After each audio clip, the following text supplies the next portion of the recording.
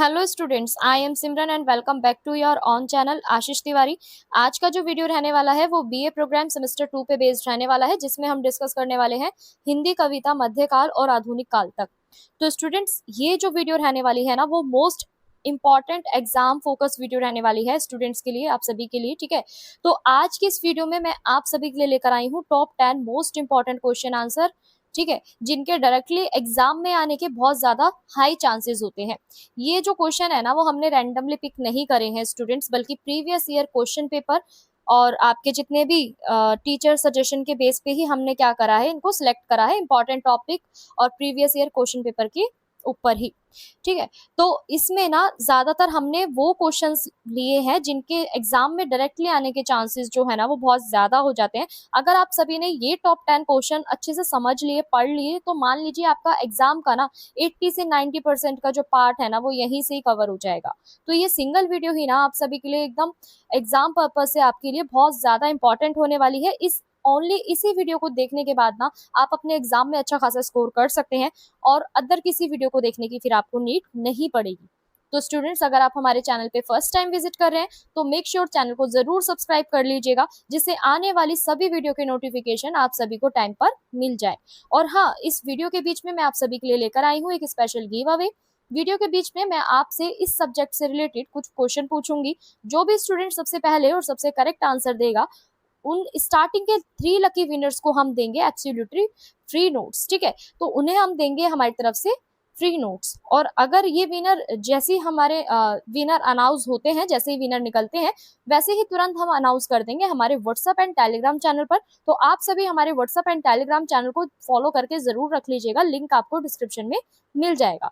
तो ये वीडियो आपको पूरा देखना है, स्किप नहीं करना, क्योंकि गिव अवे का जो क्वेश्चन है ना, वो किसी भी मोमेंट पे आ सकता है। और सबसे बेस्ट बात ये कि हमारे जितने भी लेक्चर हैं वो आप सभी के लिए 100% फ्री वीडियो सीरीज होती है। लेकिन अगर आपको इन सभी लेक्चर के वेल ऑर्गेनाइज्ड नोट्स जो हैं वो परचेज करने हैं, तो पेड नोट्स भी ना हमारे पास अवेलेबल है, हिंदी प्लस इंग्लिश मीडियम दोनों में।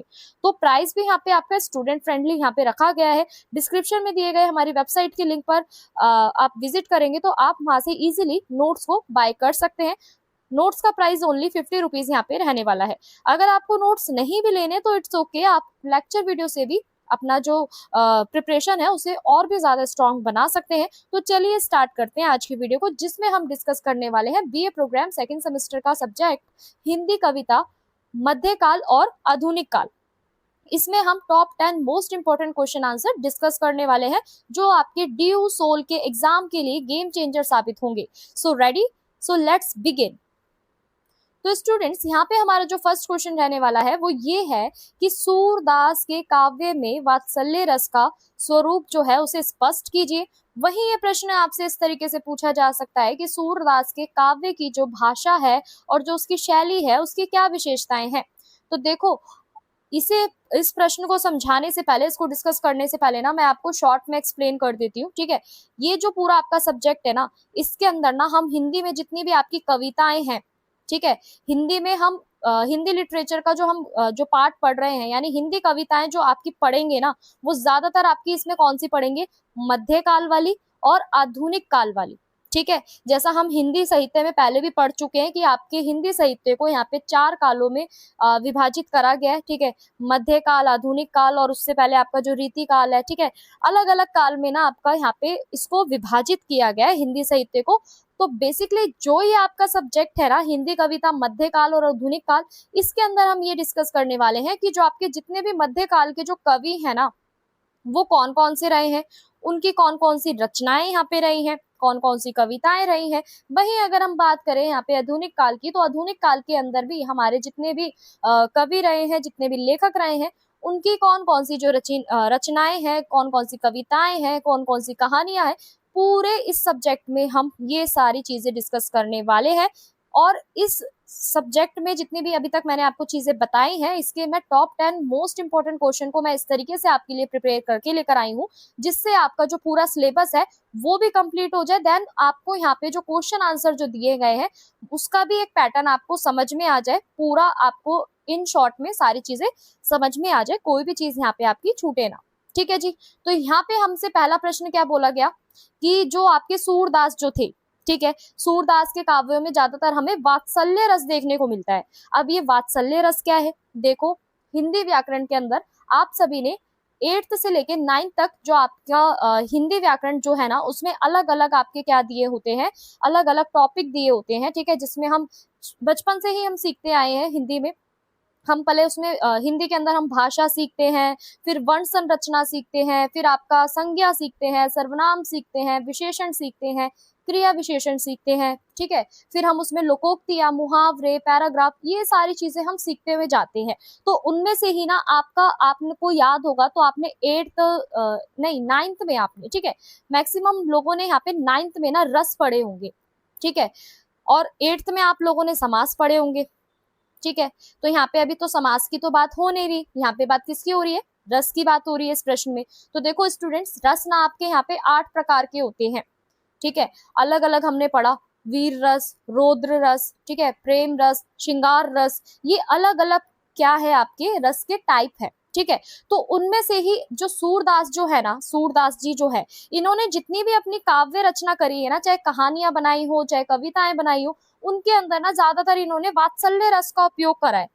अब वात्सल्य रस जो होता है ना जी, ये क्या होता है, इसके अंदर ना हम क्या करते हैं, ज्यादातर प्रेम और स्नेह और लगाव, ठीक है, अपनी फीलिंग्स को यहाँ पे हम एक्सप्रेस करते हैं वात्सल्य रस में।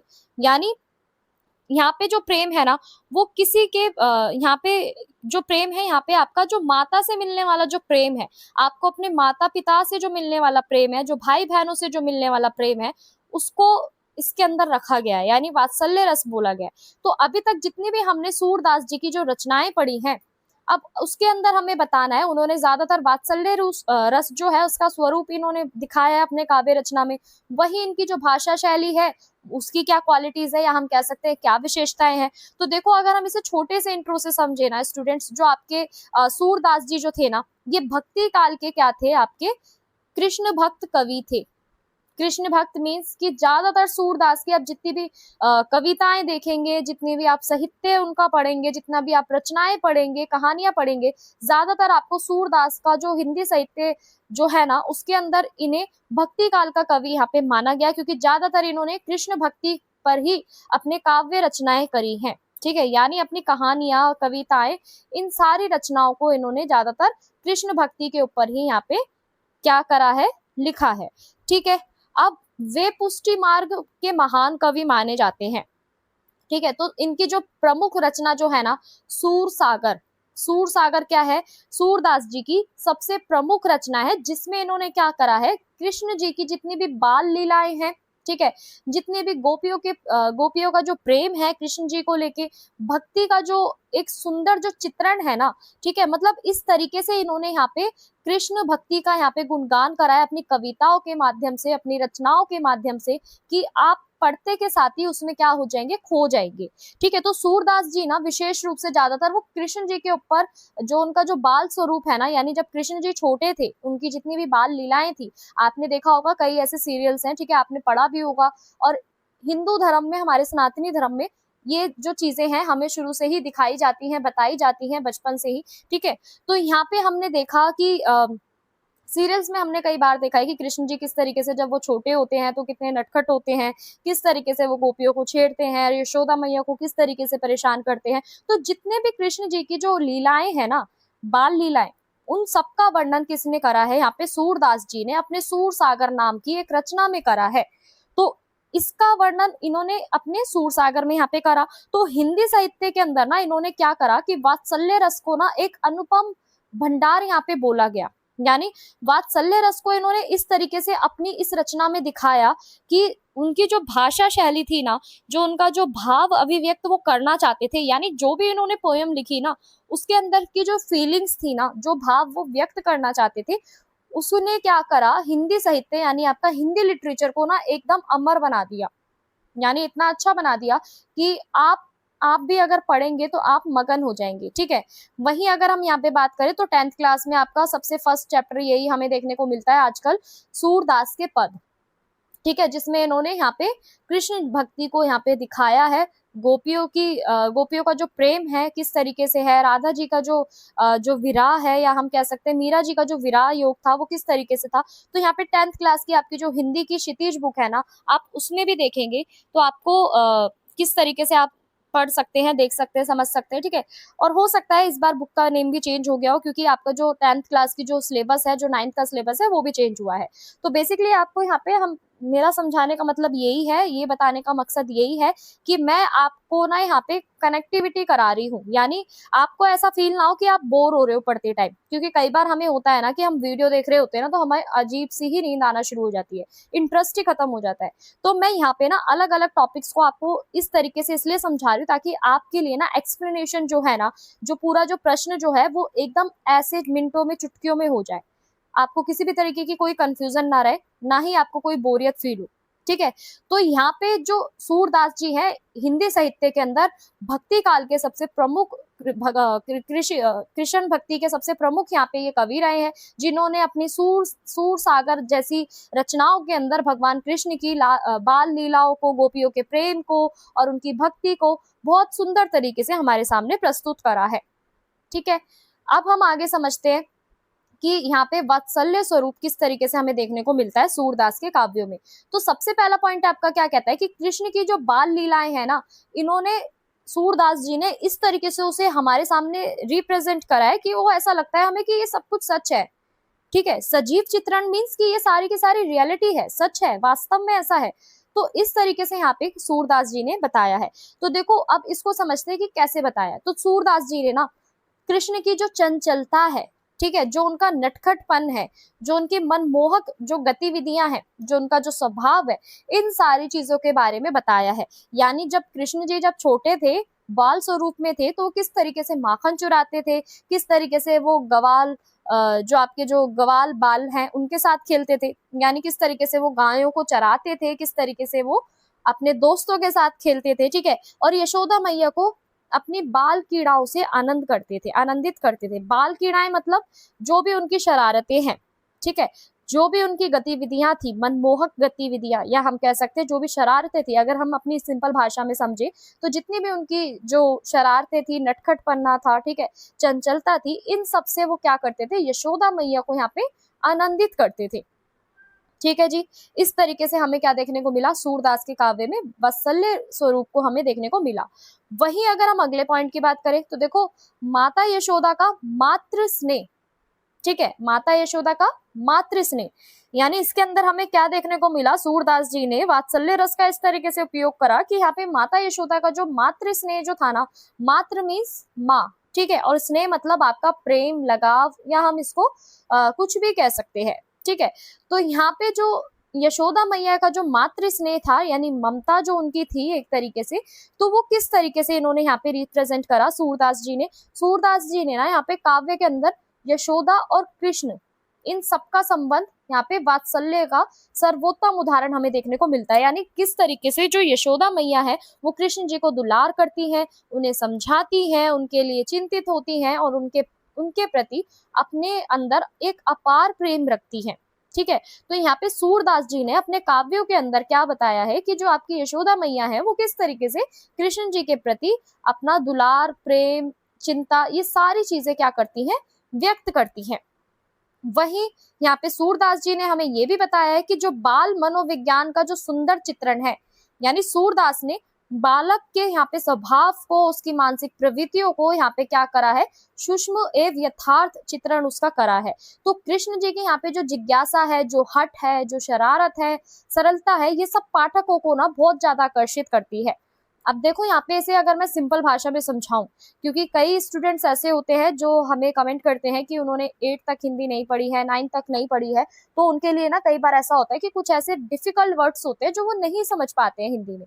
तो देखो, इसलिए मैं सारी चीजें आपको शॉर्ट में अच्छे से एक्सप्लेन कर रही हूँ। कोई भी डिफिकल्ट वर्ड आपको यहाँ पे मैं कोशिश कर रही हूँ कि कोई भी छूटे ना, जिसका मैं मीनिंग आसान तरीके से आपको बताऊं। ठीक है, तो यहाँ पे हमारा जो तीसरा पॉइंट है ना, वो क्या है आपका, कि बाल मनोविज्ञान का सुंदर चित्रण मीन्स कि बचपन में जितनी भी कृष्ण जी की जो शरारत थी, ठीक है, जो शैतानियां थी, जो उनके अंदर जिज्ञासा थी, जिज्ञासा मीन्स आपका क्यूरियोसिटी, ठीक है, सरलता पाठकों को यहाँ पे समझाने की ओर आकर्षित करती है। यानी बेसिकली सूरदास अपनी काव्य रचनाओं से ये दिखाना चाह रहे थे कि जो कृष्ण जी थे उनका बाल जो स्वभाव था, यानी उनका जो नेचर था वो कैसा था, उनकी जो मानसिक प्रवृत्तियां थी वो एकदम सूक्ष्म थी और यथार्थ थी।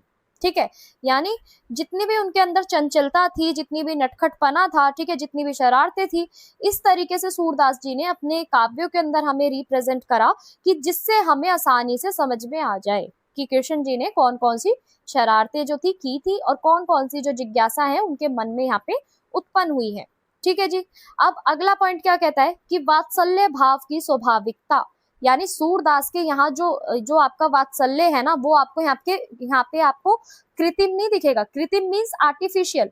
ठीक है, यानी सूरदास ने यहाँ पे जो वात्सल्य रस जो है ना इसको इस तरीके से यूज करा है कि वो आपको ऐसा नहीं लगेगा कि वो आर्टिफिशियल है, बल्कि इन्होंने यहाँ पे वात्सल्य रस को इस तरीके से इन्होंने यूज करके अपनी कहानियों की, अपनी कविताओं की कृष्ण जी पे इस तरीके से रचना करी है कि हमें जब हम उसे पढ़े ना तो हमें ऐसा लगे कि ये सारे एक्सपीरियंसेस, सारे अनुभव जो है हमारे जीवन से जुड़े हुए हैं, हमने कहीं ना कहीं इन्हें देखा है, या हम कह सकते हैं हमारी जो इमेजिनेशन जो पावर है ना, कल्पना शक्ति जो है उसके अंदर एक चित्र बन जाता है। जब हम सूरदास जी के जितने भी पद हैं उनको पढ़ते हैं, उनकी रचनाओं को पढ़ते हैं, कविताओं को पढ़ते हैं, तो कृष्ण भक्ति के प्रति हमारे दिमाग में एक ऐसा चित्र जो है, एक ऐसी इमेज बन जाती है कि हमें ऐसा फील होता है कि सच में हम उसी चीज के लिए क्या है, हमारे जीवन में क्या हुआ है, ये सच में ऐसा अनुभव हमें व्यतीत हुआ है। तो जितने भी सूरदास जी के काव्य थे ना, उन्होंने क्या करा भाई, उन्होंने ना सूरदास जी ने अपने काव्यों में, अपनी कविताओं में इस तरीके से ना एक माँ और एक बेटे का संबंध जो है वो इस तरीके से दिखाया कि ये ऐसा लगता था बिल्कुल जीवांत हो। जीवांत मीन्स अब देखो कृष्ण जो सूरदास जी हैं वो अपनी कहानियां लिख रहे हैं, कविताएं बना रहे हैं, ठीक है, तो जिस तरीके से उन्होंने एक एक शब्द का उपयोग कराया है ना सूरदास जी ने, जिस तरीके से सेंटेंसेस बनाए हैं, जिस तरीके से आपकी कविताएं लिखी हैं, उसको ना पढ़ के हमें ऐसा व्यतीत होता है कि जो माँ बेटे का जो संबंध है ना वो हम किसी कहानी में नहीं पढ़ रहे हैं। यहाँ पे हमें बिल्कुल ऐसा लगने लगता है कि सच में ऐसा जो है हमने महसूस करा है। तो इस तरीके से, ठीक है। वही अगला पॉइंट आपका क्या कहता है कि भावनात्मक उत्कृष्ट, भावनात्मकता या हम कह सकते हैं भावनात्मक उत्कृष्ट की बात करें तो यहाँ पे आपका बेसिकली इमोशंस को भी यहाँ पे ऐड ऑन किया गया है। ठीक है, इमोशन को भी यहाँ पे आपका दिखाया गया है। सूरदास जी ने वात्सल्य रस को इस तरीके से यूज करा है कि सिर्फ वो आपका एंटरटेनमेंट यानी मनोरंजन का ही साधन नहीं रहा, बल्कि वो आपकी भक्ति का, स्पिरिचुअल का भी एक क्या बना, एक माध्यम बना। ठीक है, तो यशोदा जो थी ना, यशोदा का जो कृष्ण के प्रति प्रेम था वो प्रेम भक्त और भगवान इन सबके बीच में एक प्रतीक का संबंध बन जाता है। ठीक है, तो यशोदा जी का कृष्ण के प्रति क्या था, प्रेम जो था वो बहुत ज्यादा था। वहीं अगर हम बात करें यहाँ पे इनके सूरदास की भाषा की विशेषताओं की, तो देखो जितने भी सूरदास जी के जो काव्य होते हैं ना, जितनी भी रचनाएं होती हैं, उन सब में ना हमें ब्रिज भाषा का उपयोग ज्यादातर देखने को मिलता है। तो ब्रिज भाषा ना बोलती हुई जब हम उसे बोलते हैं ना तो उसके अंदर इस तरीके से मधुरता हमें दिखाई देती है, एक मिठास दिखाई देती है और सरलता भी नजर आती है इनकी जितनी भी हमारी काव्य है उसके अंदर हमें। वही अगला पॉइंट आपका क्या कहता है कि सरल एवं सहज भाषा। ठीक है जी, सरल एवं सहज भाषा की बात करें तो इन्होंने ना, सूरदास जी ने इस तरीके से भाषा का उपयोग करा है कि जन सामान्य यानी कॉमन लोगों के लिए भी समझना यहाँ पे क्या हो जाए, आसान हो जाए। यानी सहज बोधगम का मतलब क्या है कि जन सामान्य यानी कि आपका कॉमन लोगों के लिए भी इजिली उन्हें क्या आ जाए, यहाँ पे समझ आ जाए। तो आपके जितने भी कठिन शब्दों का जो उपयोग यहाँ पे किया गया है वो बहुत कम किया गया है। ज्यादातर आपकी भाषा के अंदर, हमें इनकी भाषा के अंदर क्या देखने को मिली है, सरलता देखने को मिली है। इस तरीके से शब्दों का यूज करा है कि जन सामान्य लोग भी जो है आसानी से उसे समझ पाए। वहीं आपका अगला पॉइंट क्या कहता है कि भाव अनुकूल शब्दावली, यानी इन्होंने ना, सूरदास जी ने अपने काव्य के अंदर ना इस तरीके की आपकी शब्दावली यानी आपकी वोकैबुलरी का जो आपकी फीलिंग्स के अनुरूप जो हम कह सकते हैं, ठीक है, इमोशंस वाली वोकैबुलरी का इस तरीके से इन्होंने यूज करा है, यानी भाव अनुकूल शब्दावली का यूज करा है इन्होंने कि आप आसानी से उन्हें ना समझ सकते हैं। यानी वात्सल्य रस भी हमें देखने को मिलता है इसमें, प्रेम भी दिखती है, भक्ति भी दिखती है। तो इस तरीके से ना उनके जो ये पद है, सूरदास की जितनी भी कविताएं हैं, जितने भी काव्य हैं, उसमें हमें इस तरीके से शब्दों का यूज होता हुआ नजर आता है कि हमें उसमें भक्ति भी समझ में आती है, भक्ति के प्रति भी गहरा प्रेम दिखता है हमें, ठीक है, प्रेम भी नजर आता है, वात्सल्य रस भी हमें देखने को मिलता है। तो इस तरीके से इन्होंने भाव अनुकूल शब्दावली का यूज करा है।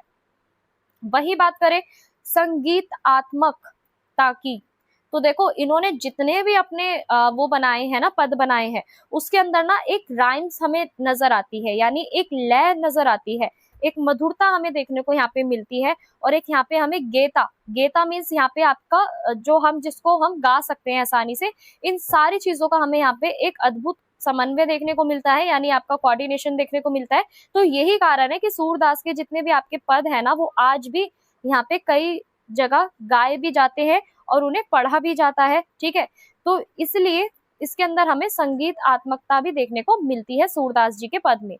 वहीं आपका अगला पॉइंट क्या कहता है कि लोकोक्तियां एवं मुहावरों का उपयोग, यानी सूरदास जी ने ना लोक भाषा के जितने भी आपके मुहावरे हैं, जितने भी आपकी लोकोक्तियां हैं, ठीक है, उन सबका भी क्या करा है, एक सुंदर उपयोग करा है। और इसके साथ साथ जितने भी आपके जो काव्य हैं उन्हें भी और भी ज्यादा यहाँ पे प्रभावशाली बनाया है। वहीं अगर हम इसकी विशेषता की बात करें और भी ज्यादा, सूरदास की जो शैली है, ठीक है, शैली की अब बात करते हैं। देखो इन्होंने कौन सी शैली अपनाई, वर्णनात्मक, वर्णनात्मक की बात करें तो जिसमें हम सारी चीजों का वर्णन कर रहे हैं, एक्सप्लेनेशन दे रहे हैं, यानी हम बता रहे हैं सारी चीजों के बारे में। जैसे सूरदास जी ने यहाँ पे बाल कीड़ाओं के बारे में बताया, यानी जो बच्चे जो होते हैं, सॉरी, जो यहाँ पे कृष्ण जी जो थे, ठीक है, कृष्ण जी यहाँ पे जब बचपन में बाल स्वरूप में थे तो किस तरीके से अपनी जो एक्टिविटीज हैं, जो गतिविधियां हैं, जो शरारतें हैं, जो नटखटपन है, वो किस तरीके से करके यशोदा मैया को आनंदित करते थे, ठीक है। तो यहाँ पे जितनी भी आपकी प्राकृति है और बाल लीलाएं हैं, इन सबका ना हमें एक सजीव और चित्रात्मक वर्णन हमें यहाँ पे देखने को मिलता है, ठीक है जी। वही आपका अगला पॉइंट क्या कहता है कि भावनात्मक शैली, भावनात्मक शैली मीन्स कि यहाँ पे जब आप पढ़ेंगे ना, सूरदास जी के पदों को पढ़ेंगे तो उसके अंदर ना हमें एक गहरे ना भाव देखने को मिलते हैं, ठीक है। इस तरीके से हमें देखने को मिलते हैं उनके पद के अंदर, उनकी कविताओं के अंदर इमोशंस को, कि हम इजीली समझ पाते हैं। हम जब रीड कर रहे होते हैं तो ऐसा लगता है कि सच में हम उन सारी घटनाओं से जुड़े हुए हैं, सच में एक ऐसा चल रहा है, मतलब एक इमेजिनेशन पावर की यहाँ पे बात हो रही है। बेसिकली आप इस तरीके से उसमें डूब जाते हैं सूरदास के काव्य रचनाओं में कि आपको ऐसा लगने लगता है कि सच में ये जो घटनाएं हैं वो वास्तव में हो रही हैं। वहीं आपका चित्रात्मकता की बात करें, चित्रात्मकता मतलब कि यहाँ पे कोई यहाँ पे इन्होंने यहाँ पे जो चित्र है ना, चित्र नहीं बनाए हैं इन्होंने अपने काव्यों के अंदर। इन्होंने क्या करा है, इन्होंने शब्द ऐसे यूज करे जिससे ना, जिसके माध्यम से ऑलरेडी हमारे दिमाग में एक इमेज बन जाए, एक दृश्य बन जाए और वो दृश्य हमारी आंखों के सामने आकर उठ जाए। समझ रहे हैं? चित्रात्मकता मतलब यहाँ पे आपका कोई भी चित्रों का वर्णन करना, यानी कोई भी ड्राइंग या इमेज का उपयोग करना, ठीक है। तो सूरदास जी ने ना अपनी जितनी भी काव्य रचनाएं थी ना, इन्होंने यहाँ पे किसी भी चित्र का यूज नहीं करा, ठीक है, किसी भी इमेज का यूज नहीं करा, किसी भी ड्राइंग का यूज नहीं करा, बल्कि इन्होंने ऐसे शब्दों का यूज करा है, ऐसे वर्ड्स का यूज करा है कि आप जब उनके पद को पढ़ेंगे, उनकी रचनाओं को पढ़ेंगे तो ऑलरेडी आपकी आंखों के सामने ना वैसा जो चित्र है वो आने लगेगा, ठीक है जी। वहीं अगर हम बात करें संवाद शैली की, तो यहाँ पे कई ऐसे पद है जिसमें आपका यशोदा जी, कृष्ण, गोपियां, इन सब के बीच में ना एक संवाद चल रहा है, यानी बातचीत चल रही है, कम्युनिकेशन। संवाद मीन्स यहाँ पे आपका कम्युनिकेशन, ठीक है। तो जो आपके जो जितने भी काव्य हमें देखने को मिलते हैं ना सूरदास जी के, वो हमें इसी तरीके से जीवंत यहाँ पे देखने को मिलते हैं। वहीं अगर बात करें अगले पॉइंट की, यानी आपका अलंकारों का सुंदर उपयोग, तो यहाँ पे जो सूरदास जी थे इन्होंने क्या करा, ज्यादातर अलंकारों का भी यूज करा, स्वाभाविक प्रयोग इन्होंने यहाँ पे करा अपनी शैली के अंदर, जिसमें इनका जो उपमा अलंकार है, रूपक अलंकार है, अनुप्रास अलंकार है, इन सारी चीजों का इन्होंने क्या करा, इन सारे अलंकारों का स्वाभाविक रूप से यहाँ पे वर्णन करा। तो जिससे इनकी जो शैली थी ना, काव्य रचना शैली जो थी, वो और भी ज्यादा इफेक्टिव बनी, और भी ज्यादा प्रभावी बनी, ठीक है जी। आई होप आपको ये सारे पॉइंट क्लियर आ गए होंगे इजीली, कोई भी डिफिकल्टी आपको नहीं लग रही होगी। अगर आपको कोई भी अगर चीजें डिफिकल्ट लगे या सारी चीजें अगर आपको क्लियरली स्मूथली सारी चीजें क्लियर होती जा रही हैं, तो प्लीज कमेंट सेक्शन में जरूर आप कमेंट करके बताइएगा। क्योंकि इस बार मैंने कोशिश करी है कि मैं और भी ज्यादा ना हिंदी को आप लोगों के लिए इजी बना दूं, ताकि आप लोग जिन भी लोगों ने 8 तक या 9 तक हिंदी पढ़ी है वो इजिली क्या कर लें, उन्हें समझ पाए। ठीक है, तो अगर आपको समझ में आ रही है सारी चीजें, मैं यहाँ पे आपका बायलैंग्वेज में पढ़ा रही हूँ हिंदी के सब्जेक्ट को भी। ठीक है, तो यहाँ पे मैं क्या कर रही हूँ, आपको हिंदी इंग्लिश दोनों को ही कंबाइन करके मैं यहाँ पे कोशिश कर रही हूँ ज्यादा से ज्यादा आपका कॉन्सेप्ट जो है वो क्लियर हो जाए। सो स्टूडेंट्स, अगर वीडियो पसंद आ रही हो तो लाइक करना बिल्कुल मत भूलिएगा, क्योंकि इतनी मेहनत करी है मैंने आप लोगों के लिए। तो चलिए समझते हैं अब इसके पूरे निष्कर्ष को। ठीक है, अब देखो, सूरदास जी जो है ना, सूरदास जी हिंदी साहित्य के सबसे महान भक्त कवियों में से एक है, जैसा अभी तक हम पढ़ते आए हैं। इनके काव्य में भी हमने क्या देखा जी, वात्सल्य रस देखा, मार्मिक यानी एक ममता सा भरा हुआ। ठीक है, एक इस तरीके का हमें स्वभाव यहाँ पे देखने को मिला, जो माता यशोदा और जो बाल कृष्ण जो है इनके बीच के संबंधों में हमें ज्यादातर वात्सल्य भाव देखने को मिला, जो हमेशा से अमर बना हुआ है, यानी जो कभी खत्म ही नहीं हो सकता। और सूरदास की जो काव्य रचनाएं हैं वो सारी आपकी ब्रिज भाषा में की गई हैं, और भाषा के अंदर ना इतनी आपकी सरलता है, इतनी सिंपलिसिटी है कि आप उसे इजीली पढ़ सकते हैं, समझ सकते हैं। जन सामान्य लोगों के लिए इस तरीके से भाषा का यहाँ पे इन्होंने उपयोग करा है, यानी नॉर्मल से नॉर्मल, या हम कह सकते हैं एक सरल से सरल व्यक्ति भी उसको इजीली समझ सकता है। तो देखो यहाँ पे मधुरता जो है ना, इनके जितने भी पद जो थे उसके अंदर ना हमें एक मिठास देखने को मिलती है। मिठास इन द सेंस कि जब उसे आप पढ़ेंगे ना तो आपका ना जो मन है ना वो अपने आप ही एकदम अच्छा होने लगेगा। ठीक है, चित्रात्मकता की बात करें तो इन्होंने बेसिकली यहाँ पे कोई भी चित्रों का यूज नहीं करा, लेकिन शब्द इस तरीके के उपयोग करे कि जब आप उसे पढ़ेंगे तो आपके मन में ऐसा लगेगा, जो भी शब्दों का इन्होंने यूज करा है उन शब्दों से संबंधित आपके दिमाग में इमेजेस जो है वो बनती चली जाएंगी। ठीक है, चित्र बनते चले जाएंगे। तो इस तरीके से इन्होंने भावपूर्ण शैली के द्वारा अपने जितने भी काव्य है ना उनको क्या करा है, प्रस्तुत करा है। तो सूरदास को ना आज भी वात्सल्य रस का सम्राट यहाँ पे कहा जाता है, इसलिए हिंदी साहित्य में इनका जो स्थान है ना वो बहुत ज्यादा गौरवपूर्ण है। ठीक है जी, आई होप पहला प्रश्न आपको क्लियर हो गया होगा। वही हम बात करते हैं अगले प्रश्न की। अगला प्रश्न आपको क्या कह रहा है कि जयशंकर प्रसाद के काव्य में राष्ट्रीय चेतना का विवेचना कीजिए, यानी हमें बताना है यहाँ पे जो आपके जयशंकर जी जो थे ना, इनके यहाँ पे जो आपकी जो राष्ट्रीय चेतना जो थी इनके काव्यों के अंदर वो क्या थी, उसके बारे में हमें बताना है। वही ये प्रश्न आपसे इस तरीके से पूछा जा सकता है कि जो आपके जयशंकर प्रसाद है इनके काव्यों के अंदर ज्यादातर आपको छायावादी विशेषताएं देखने को मिलती हैं, तो उसके ऊपर प्रकाश डालिए। तो चलिए इसको समझते हैं। तो यहाँ पे जो आपके जयशंकर प्रसाद है ना वो हिंदी साहित्य के अंदर कौन से युग के कवि हैं, छायावाद युग के कवि हैं। ठीक है, और इन्हें यहाँ पे छायावाद युग के कवि के स्तंभों के रूप में यहाँ पे देखा जाता है, क्योंकि ये सिर्फ आपके महान कवि नहीं थे बल्कि एक नाटककार भी थे, एक कहानीकार भी थे, एक उपन्यासकार भी थे। ठीक है, तो मतलब यहाँ पे सिर्फ ये कवि नहीं रहे हैं जयशंकर प्रसाद जी, बल्कि आपके नाटककार भी है, कहानीकार भी है, उपन्यासवाद भी है। मतलब सारी चीजों की इन्होंने क्या करी है, रचना करी है, और उन रचनाओं में इन्होंने क्या दिखाया, हमारे भारतीय संस्कृति को, यानी आपका इंडियन कल्चर को यहाँ पे इन्होंने दिखाया, राष्ट्रीय प्रेम को यहाँ पे इन्होंने दिखाया, मानवतावाद को दिखाया, प्रकृति का सौंदर्य भी इन्होंने यहाँ पे दिखाया, यानी आपका नेचर की जो सुंदरता जो है आपकी, ठीक है, सुंदरता जो है नेचर की, प्रकृति की, उसका सौंदर्य भी इन्होंने यहाँ पे दिखाया। तो बेसिकली इनको यहाँ पे कवि नहीं बोला जाता, बल्कि इन्हें यहाँ पे इन्हें अलग अलग नामों से भी जाना जाता है, जैसे आपका कहानीकार है, नाटककार है, उपन्यासकार है। ठीक है, तो यहाँ पे इन्होंने अपनी रचनाओं में ये सारी चीजों को दिखाया। तो जो प्रसाद जी है ना, इनके काव्यों में ज्यादातर हमें एक और तो राष्ट्रीय चेतना दिखती है, वहीं दूसरी ओर छायावाद के सभी प्रमुख विशेषताएं भी इनमें सम्मिलित होती हैं, विद्यमान होती हैं। ठीक है, तो उनकी जितनी भी कविताएं होती है ना वो भारतीय जनता में एक आत्म गौरव, स्वभाव, स्वाभिमान, ठीक है, देशभक्ति की भावना, इन सारी चीजों को उजागर करती है। तो मानव मन की जो सूक्ष्म अनुभूतियां जो होती है ना उनको कलात्मक रूप से भी ये व्यक्त करती हैं।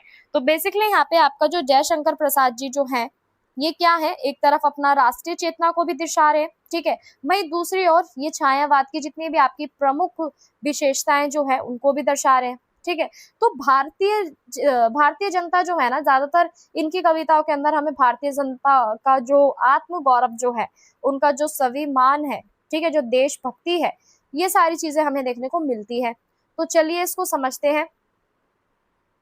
वही पहला पॉइंट आपका क्या है कि प्रसाद के काव्य में राष्ट्रीय चेतना, यानी जयशंकर प्रसाद जी के काव्यों के अंदर राष्ट्रीय चेतना हमें किस तरीके से देखने को मिलती है, राष्ट्रीय प्रेम किस तरीके से देखने को मिलता है। तो हमारा जो पहला पॉइंट यहाँ पे कहता है स्टूडेंट्स की देश प्रेम की भावना, यानी प्रसाद के काव्य में भारत के प्रति ना हमें एक गहरा प्रेम देखने को मिलता है। उन्होंने भारत की गौरवशाली परंपरा, संस्कृति, इतिहास का वर्णन करके ना लोगों में राष्ट्रीय भावना यहाँ पे क्या करी, जागृत करी। राष्ट्रीय भावनाओं को क्या करा, जागृत करा लोगों के अंदर।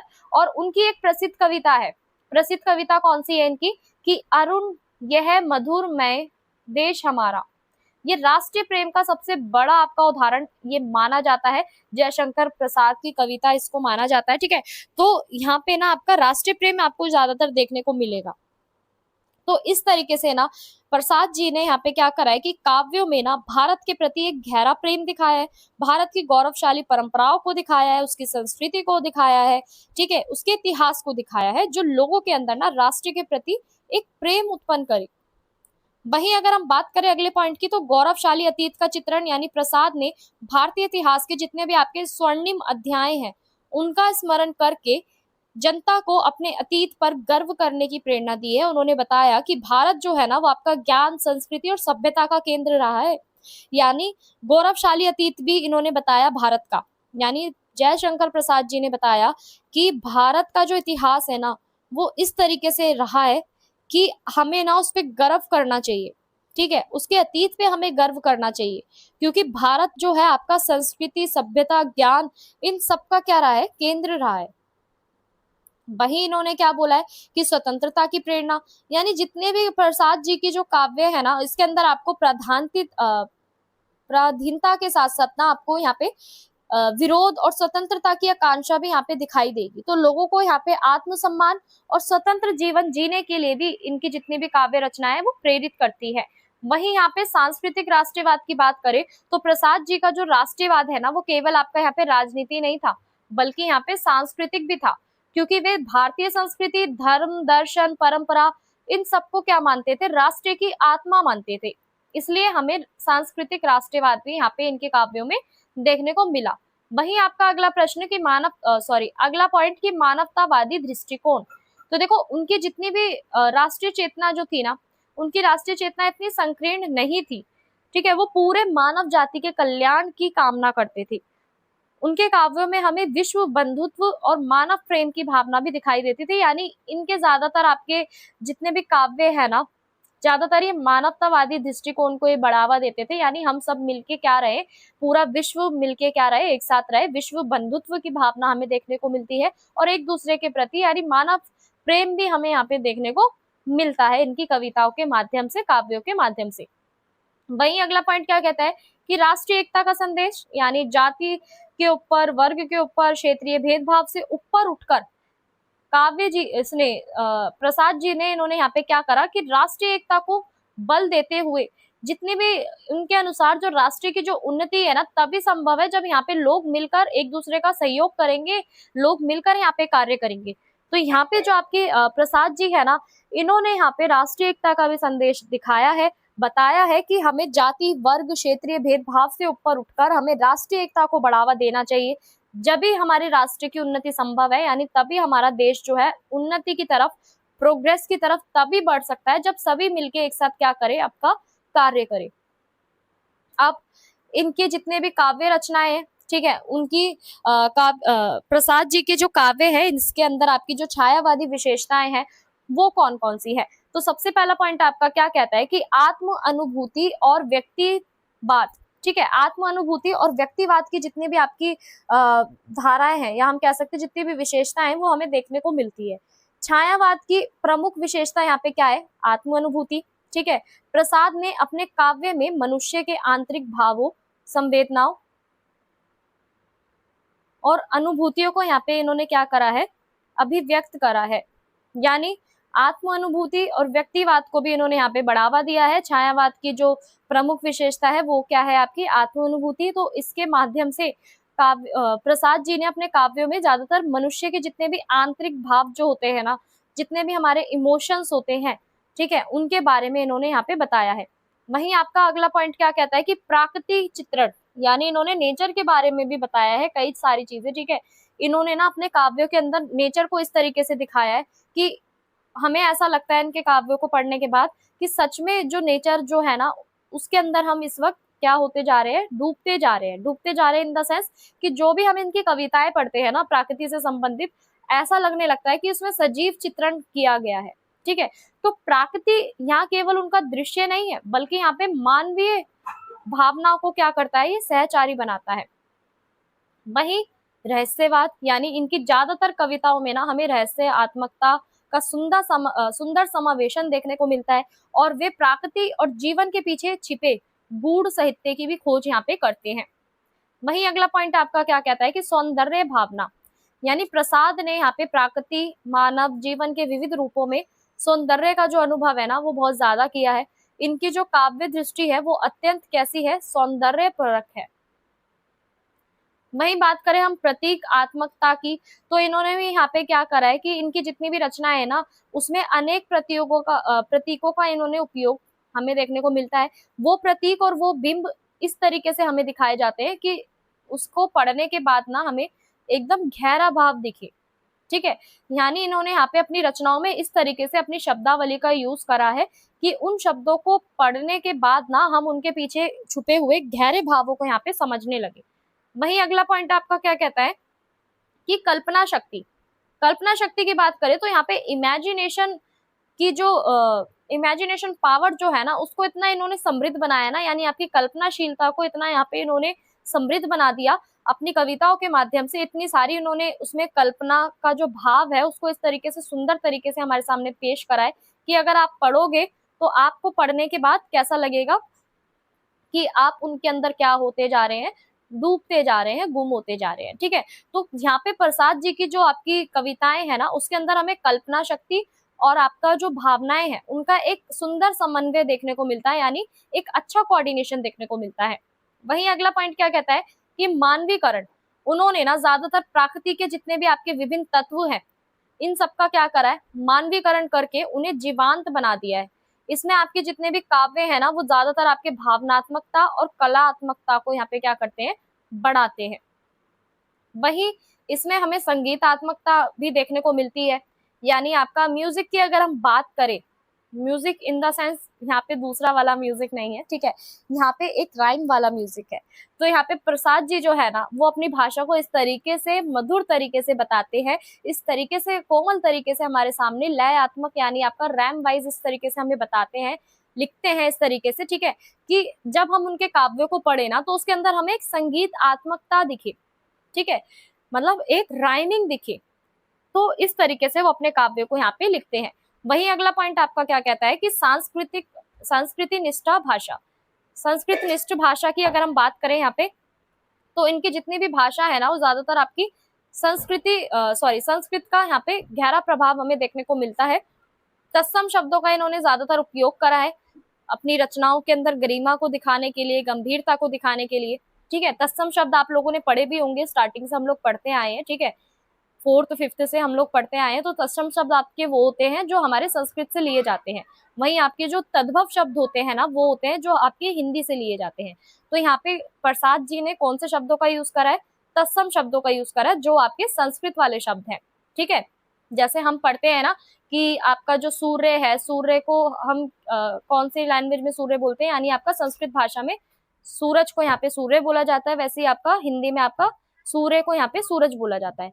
तो इस तरीके से जो आपके तत्सम और तद्भव शब्द जो होते हैं ना उनका यूज इन्होंने यहाँ पे करा है प्रसाद जी ने, और इस तरीके से करा है कि जितनी भी उनकी रचनाएं हैं उसके अंदर हमें एक गरिमा देखने को मिले और एक गंभीरता जो है वो उत्पन्न हो। वहीं अगले पॉइंट की बात करें यानी आपका मानवतावाद, यानी प्रसाद के जो काव्य है ना उसमें हमें मानव जीवन के प्रति इतनी गहरी आस्था हमें देखने को यहाँ पे मिलती है कि मनुष्य को ना यहाँ पे सृष्टि का सर्वश्रेष्ठ यहाँ पे प्राणी माना गया है। वहीं अगर हम इनकी काव्य कृतियों की बात करें तो इन्होंने ना अलग अलग अपनी काव्य रचना भी करी है, जिनमें से अलग अलग कृतियां हमें देखने को मिलती है।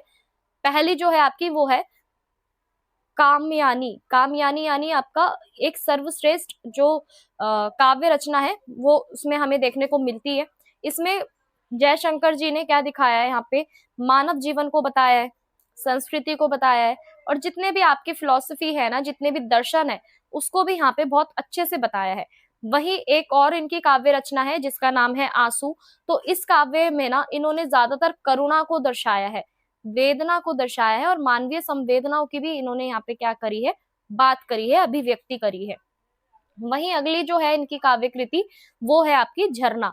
तो इसमें ना हमें ज्यादातर प्रकृति के प्रति प्रेम, प्रकृति के प्रति सम्मान, ठीक है, उसका जो सौंदर्य है उसका भी हमें क्या देखने को मिलता है, यहाँ पे मधुर चित्रण देखने को मिलता है।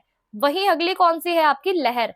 लहर की बात करें तो इसमें आपकी राष्ट्रीय भावना, मानवतावाद और छायावाद की जितनी भी विशेषताएं है ना, उसका एक सुंदर समन्वय देखने को मिलता है। ठीक है, तो लहर के अंदर इन्होंने राष्ट्रीय भावना को भी दिखाया है, मानवतावाद को भी दिखाया है, और छायावादी की जितने भी आपकी विशेषता है उन सबका इन्होंने यहाँ पे क्या करा है, सुंदर समन्वय करा है। वही इस प्रश्न के निष्कर्ष की बात करें तो निष्कर्ष आपका क्या कहता है कि अंत में हम कह सकते हैं जो जयशंकर प्रसाद जी है, इनके हिंदी साहित्य के ये क्या है, एक महान कवि है, जिन्होंने अपने काव्यों के अंदर राष्ट्रीय चेतना, छायावाद की विशेषताओं का अद्भुत समन्वय हमें देखने को मिलता है। इन्होंने ज्यादातर आपकी भारतीय संस्कृति, प्रेम, राष्ट्रीय प्रेम, स्वतंत्रता, मानवतावाद, प्राकृतिक सौंदर्य, इन सारी ही चीजों का एक सुंदर समन्वय करके अपनी रचनाओं को यहाँ पे बनाया है। तो इनके काव्यों में ना ज्यादातर हमें भारतीय जनमानस और आपका जो आत्म गौरव है और राष्ट्रीय भावना का जो संचार है वो हमें देखने को मिलता है। तो छायावाद को यहाँ पे इन्होंने क्या करा है, नई ऊंचाइयां प्रदान करी है। और इसी प्रकार जो आपके प्रसाद जी जो है, इनकी हिंदी काव्य के अंदर हिंदी साहित्य में जितने भी इनके काव्य है उनको क्या माना जाता है, यहाँ पे अमूल्य धरोहर यहाँ पे माना जाता है। राष्ट्रीय चेतना, छायावादी काव्य धारा को भी यहाँ पे श्रेष्ठ माना जाता है। वहीं अगर हम बात करें अगले प्रश्न की, तो अगला प्रश्न आपका है, अगला प्रश्न प्रश्न नंबर 3। इसमें हमसे पूछा गया है कि जो तुलसीदास जी जो है ना, तुलसीदास जी के काव्यों की प्रमुख विशेषताओं का वर्णन कीजिए। वहीं यहाँ पे आपसे दूसरे प्रश्न में पूछा गया है कि तुलसीदास की लोक मंगल भावना पे हमें क्या करना है, प्रकाश डालना है। तो दोनों में ही हमें तुलसीदास जी के बारे में बताना है, एक में बताना है उनकी काव्य की विशेषताओं के बारे में, और एक में बताना है उनकी जो लोक मंगल की जो भावना है इसको स्पष्ट करना है।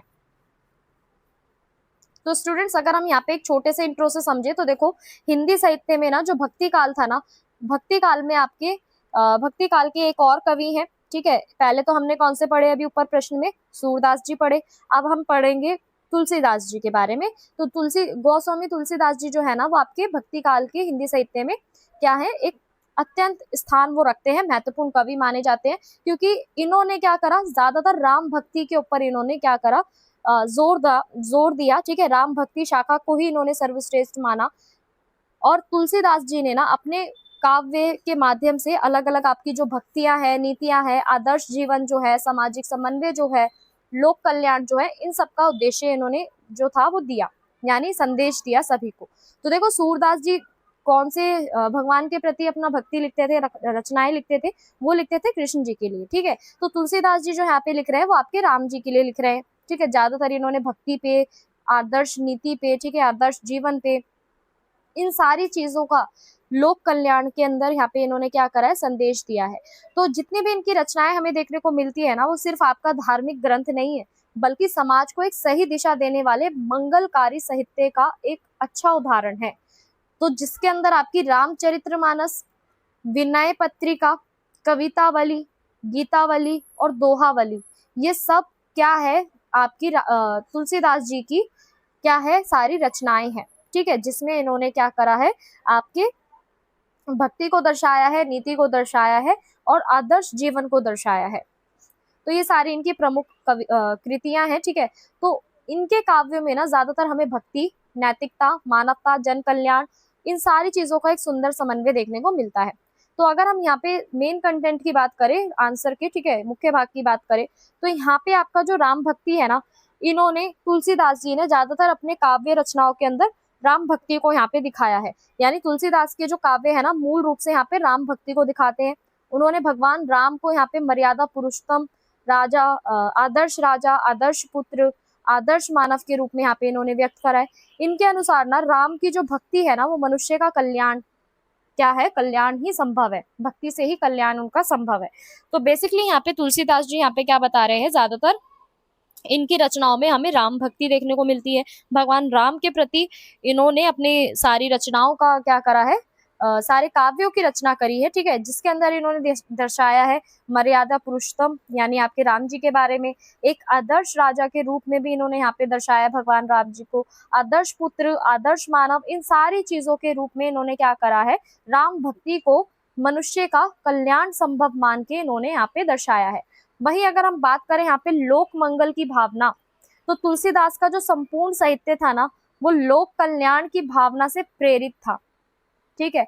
उन्होंने समाज में जितनी भी आपकी बुराइयां फैली हुई थी ना, जितनी भी कुरीतियां फैली हुई थी, इसको दूर करने के लिए अपना जो भी काव्य है उनकी संरचना करी, ठीक है, रचना करी, और मानव जीवन को यहाँ पे अच्छा बनाने के लिए, श्रेष्ठ बनाने का इन्होंने यहाँ पे प्रयास करा। तो इनके जितने भी काव्य है ना उनका उद्देश्य केवल ईश्वर की स्तुति करना नहीं होता, बल्कि यहाँ पे जन साधारण का यहाँ पे नैतिक और आध्यात्मिक उत्थान करना भी होता है।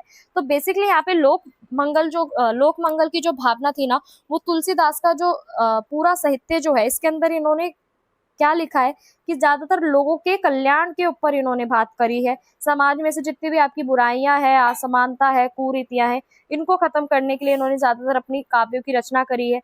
और इनके काव्य का उद्देश्य सिर्फ क्या है कि सिर्फ भगवान को याद करना नहीं है, ईश्वर की स्तुति करना नहीं है, बल्कि आपका जन संधारण के लिए उनका जो नैतिक उत्थान जो है और आध्यात्मिक उत्थान जो है वो भी करना है। वहीं अगले पॉइंट की बात करें तो आदर्श जीवन मूल्यों का चित्रण, यानी तुलसीदास ने अपने काव्य में ना सत्य, धर्म, त्याग, प्रेम, सेवा, करुणा और मर्यादा, इन सारे मूल्यों को क्या करा है, महत्व दिया है। तो राम, सीता, लक्ष्मण और भरत जैसे जितने भी आपके पात्र है ना, इनके माध्यम से उन्होंने एक आदर्श जीवन का क्या करा है, यहाँ पे संदेश दिया है। तो इस तरीके से हमें यहाँ पे आदर्श जीवन मूल्य का भी चित्रण देखने को मिलता है।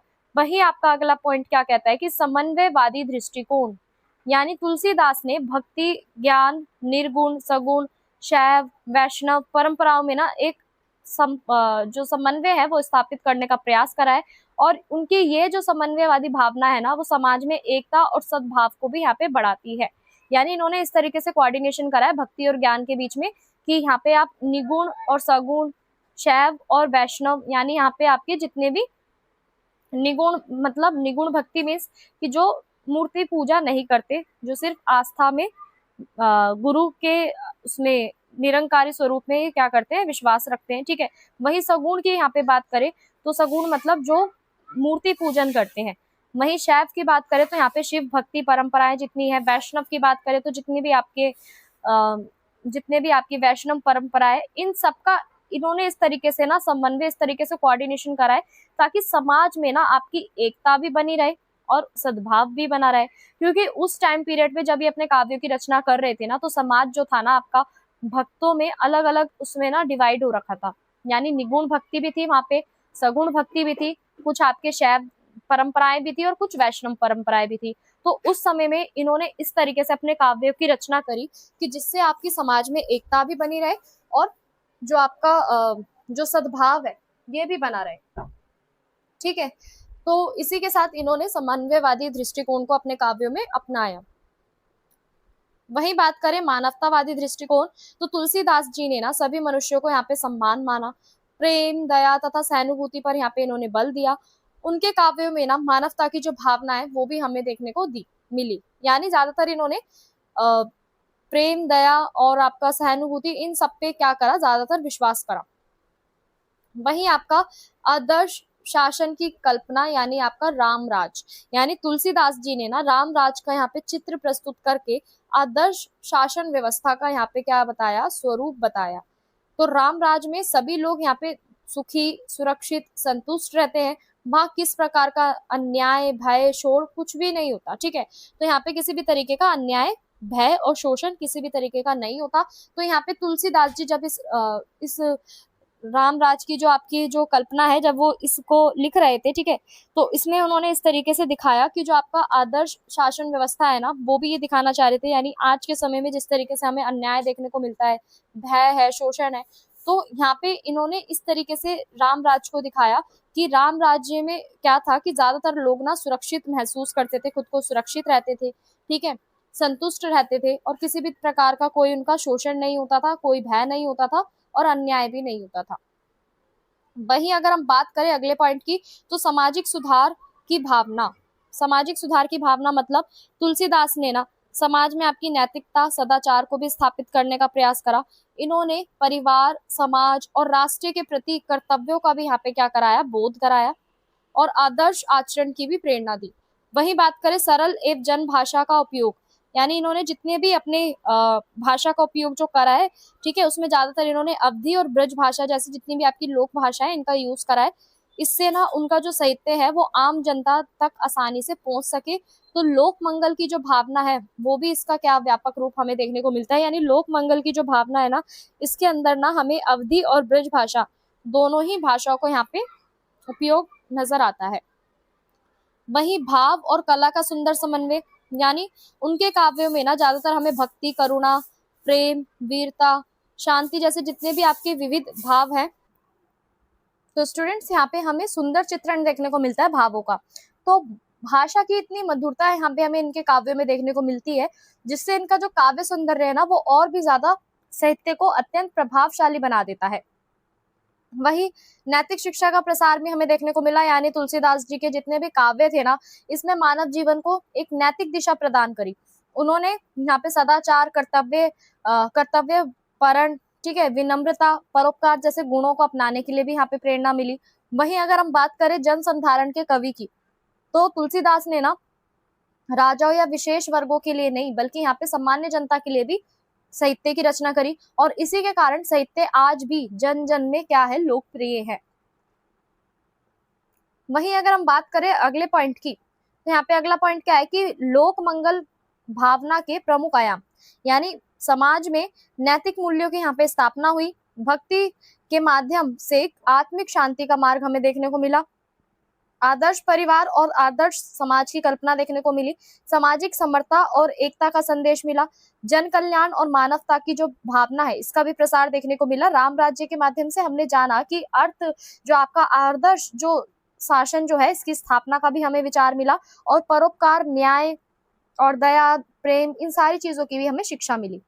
वही बात करें इस प्रश्न के निष्कर्ष की, तो हम अंत में कह सकते हैं कि जो तुलसीदास जी का जो काव्य है ना, वो सिर्फ आपका भक्ति साहित्य पे नहीं था, बल्कि लोक मंगल की जितनी भी भावनाएं हैं, भावना से ये एकदम ओत प्रेत था, ठीक है, यानी भावनाओं के लिए भी था, भक्ति साहित्य के साथ साथ, बल्कि आपका लोक मंगल की भावनाओं से भी था। तो यहाँ पे आपका साहित्यिक धरोहर जो है ना, उनके काव्य की कुछ प्रमुख यहाँ पे विशेषताएं रही हैं, जैसे आपका राम भक्ति, आदर्शवाद, समन्वयवाद, मानवता, नैतिकता, जन कल्याण। तो ये सब मिलके क्या कर रही है, हिंदी साहित्य का एक अमर कवि इन्हें बनाती है, और उन्होंने अपने साहित्य के माध्यम से समाज के अंदर नैतिकता, धार्मिक और जितनी भी आपकी सांस्कृतिक दिशा जो है वो प्रदान करी है। इसलिए तुलसीदास का जो काव्य है ना, वो आज भी लोक जीवन के लिए प्रेरणा स्रोत तथा आपका लोक मंगल का महान जो है संदेश वाहक यहाँ पे माना जाता है। वहीं हम बात करें अगले प्रश्न की, अगला प्रश्न आपका क्या कहता है कि बिहारी जो है, ठीक है, वो रस सिद्ध कवि है, ठीक है, ये स्पष्ट कीजिए। वहीं ये प्रश्न आपसे इस तरीके से पूछा जा सकता है कि पाठ्यक्रम में निर्धारित बिहारी के दोहे की विशेषता यहाँ पे लिखिए। तो देखो, अगर हम यहाँ पे बिहारी लाल जी की बात करें, तो इन्हें रीति काल के प्रमुख कवियों में से माना जाता है, बिहारी लाल जी को, ठीक है। इन्होंने अपने अद्भुत काव्य प्रतिभा के लिए प्रसिद्ध थे। एकमात्र जो इनकी जो कृति थी बिहारी सतसाई, जिसमें इन्होंने लगभग ये लगा लीजिए 700 दोहे जो थे ना, वो इसमें संकलित करे थे, यानी 700 दोहे लिखे थे बिहारी सतसाई में। तो बिहारी ने ना अपने अल्प शब्दों में गहन भावों की जो अभिव्यक्ति है ना, उसको करके हिंदी साहित्य का एक अमूल्य निधि को यहाँ पे प्रदान करा है। यानी बिहारी लाल जी ने भी ज्यादा से ज्यादा यहाँ पे क्या करा है कि अपने गहन भावों को हमें समझाया है कम से कम शब्दों में, ठीक है। तो यहाँ पे आपका जो उनके जो काव्य है, काव्यों के अंदर हमें श्रृंगार, भक्ति, नीति तथा लोक जीवन का क्या मिलता है, सुंदर चित्रण मिलता है। तो यहाँ पे रसों की जो सफल अभिव्यक्ति के कारण इनका जो रस सिद्ध जो कवि है इन्हें कहा जाता है।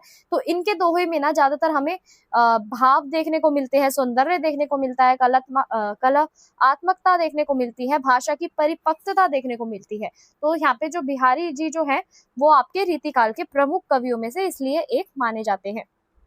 वहीं अगर हम बात करें यहाँ पे पहले पॉइंट की, तो बिहारी जी को यहाँ पे रस सिद्ध कवि क्यों कहलाते हैं, मतलब क्यों कहते हैं हम उन्हें रस सिद्ध कवि। तो बिहारी के जो काव्य है ना वो विभिन्न रसों के अंदर एक प्रभावशाली उसका चित्रण हमें मिलता है। उन्होंने प्रत्येक रस को यहाँ पे पूर्ण रूप से सौंदर्य और भाव गंभीर्य रूप से यहाँ पे क्या करा है, प्रस्तुत करा है। यानी ज्यादातर इन्होंने अपने काव्यों के अंदर क्या करा है, रस का उपयोग करा है। ठीक है। वहीं अगर हम बात करें श्रृंगार रस की प्रधानता की, तो बिहारी जी ने ना ज्यादातर श्रृंगार के ये कवि माने जाते हैं। क्यों माने जाते हैं, क्योंकि इन्होंने अपने काव्यों के अंदर ना संयोग और वियोग दोनों ही पक्षों को दिखाया है। ठीक है। संयोग मीन्स मिलन और वियोग मतलब बिछड़ना, इन दोनों ही पक्षों को यहाँ पे क्या करा है, इन्होंने दिखाया है। वहीं आपकी न्यायिक नायक नायिका की जितनी भी चेष्टाएं हैं, उनके जो हाव भाव यानी एक्सप्रेशन है, उनके जो मनोभाव है, उनका भी इन्होंने यहाँ पे एक छोटा सा चित्रण करा है, यानी सूक्ष्म चित्रण करा है। तो यहाँ पे जो प्रेम की जो कोमल भावनाएं हैं वो भी हमें देखने को मिलती है। सौंदर्य वर्णन में भी हमें यहाँ पे कलात्मकता और मार्मिकता देखने को मिलती है। वहीं अगर हम बात करें भक्ति रस की, तो यहाँ पे बिहारी जी ने भक्ति रस का भी यूज करा है। ज्यादातर यहाँ पे श्रृंगार रस के यूज करा है, श्रृंगार के कवि थे श्रृंगार रस के, लेकिन फिर भी इन्होंने अपने दोहे के अंदर कृष्ण भक्ति को भी दिखाया है। जैसे जिनमें इन्होंने कृष्ण भक्ति के प्रति श्रद्धा समर्पण ये दिखाया है। भक्ति में प्रेम और मधुरे जो समन्वय है उसको भी दिखाया है। भक्त और जो भगवान है इनके बीच का जो सुंदर सा जो संबंध जो है, ठीक है, भगवान के संबंध का इसमें क्या करा है, इन्होंने भक्त और भगवान के संबंध को भी बहुत सुंदर रूप से चित्रित किया है, बताया है, दिखाया है। वहीं अगर हम बात करें अगले पॉइंट की, तो नीति रस की अभिव्यक्ति, यानी इन्होंने यहाँ पे क्या करा है कि बिहारी ने अनेक आपके ऐसे दोहे इन्होंने दिए हैं जो आपकी जीवन उपयोगी शिक्षाओं से क्या है, परिपूर्ण है। यानी आपकी रियल लाइफ के ऊपर भी इन्होंने कुछ ऐसी आपको अपने दोहे के माध्यम से शिक्षा देने का इन्होंने प्रयास करा, जिसमें आप सीखते हैं कि आपको सामाजिक व्यवहार का ज्ञान होना जरूरी है। ठीक है। सदाचार, नैतिक मूल्यों का भी इन्होंने प्रतिपादन करा है। वहीं आपका व्यवहारिक जीवन के लिए भी इन्होंने कुछ ऐसे संदेश दिए हैं। वहीं अगला पॉइंट क्या कहता है कि अन्य रसों का समावेशन, यानी इन्होंने हास्य रस के मनोरंजक उदाहरण दिए हैं। करुणा रस को भी यहाँ पे इन्होंने मार्मिक रूप से प्रसंग करा है। शांति रस का उपयोग करा है, वात्सल्य रस का उपयोग करा है। तो इसी कारण क्या है कि बिहारी को ना यहाँ पे रसों का सफल साधक अर्थात यहाँ पे आपका रस सिद्ध कवि यहाँ पे कहा जाता है। वही इनकी विशेषताओं की बात करें इनके दोहे की, तो देखो बिहारी जी के जितने भी दोहे थे ना, इनकी विशेषता क्या थी कि पहली विशेषता है आपका गागर में सागर भरने की कला। यानी बिहारी जी सबसे बड़ी विशेषता उनके अंदर विशेषता ये थी कि इन्होंने ना कम शब्दों का यूज करा, लेकिन जो इनके इमोशंस जो है ना, भाव जो है, उन्हें बहुत अच्छे से डीपली एक्सप्लेन करा। तो इन्होंने अपने दोहे को छोटे तो बनाया, लेकिन इस तरीके से बनाया कि जब आप उसे पढ़ेंगे ना तो आप एकदम डीपली आप उस भाव में क्या हो जाएंगे, गुम हो जाएंगे। ठीक है। उस भाव को आप समझने लगेंगे, गहन अनुभूति आपको होगी। यहाँ पे सूक्ष्म संकेत देखने को मिलेगा, संक्षिप्तता और प्रभावशीलता, यानी आपको इन शॉर्ट में सारी चीजें समझ में भी आएंगी और वो इफेक्टिव भी लगेंगी। तो इस तरीके से। वहीं अगर हम बात करें भावों की गहनता की, तो इन्होंने हर दोहे का ना अनेक अर्थों को यहाँ पे क्या कर दिया है, समेट दिया है। ठीक है। मनोवैज्ञानिक चित्रण भी इनके लिए बहुत ज्यादा प्रभावशाली हो गया है। प्रेम और विरह की जो अनुभूतियां हैं ये भी स्वाभाविक यहाँ पे हो गई है।